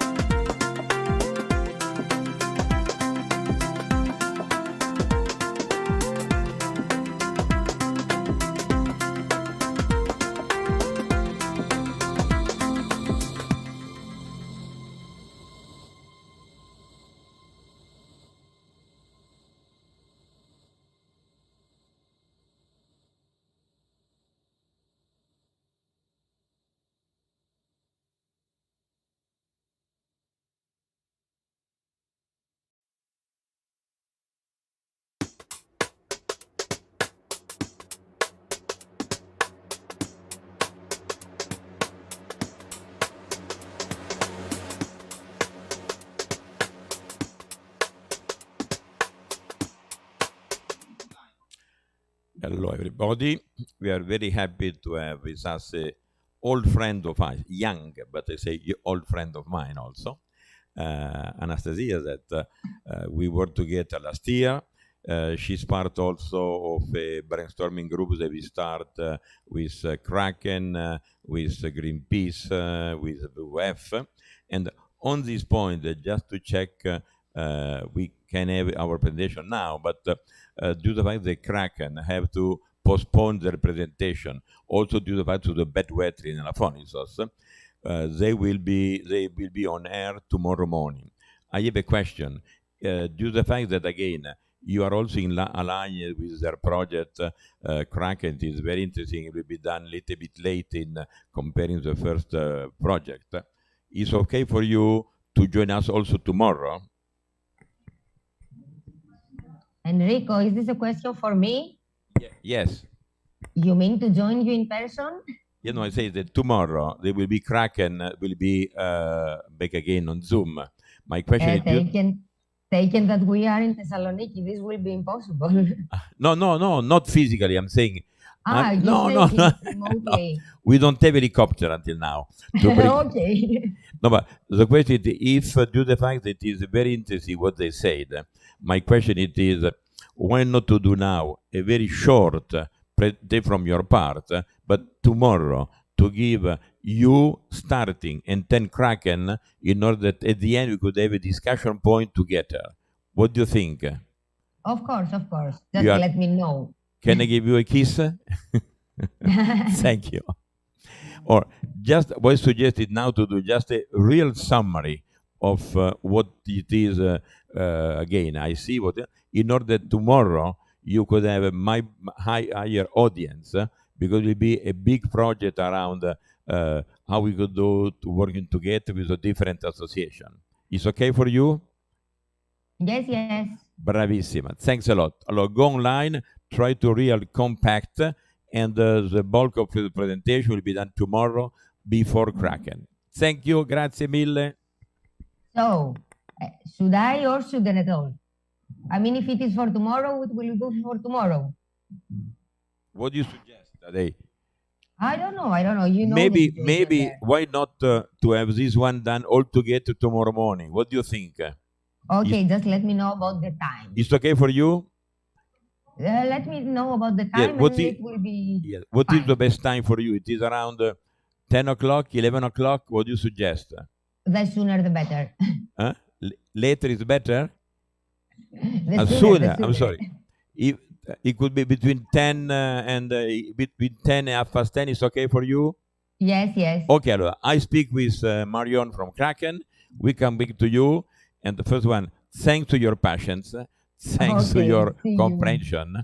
And I believe that tomorrow will be a very, very great section. Grazie mille. Arrivederci. See you tomorrow. Not helicopter, just on Zoom.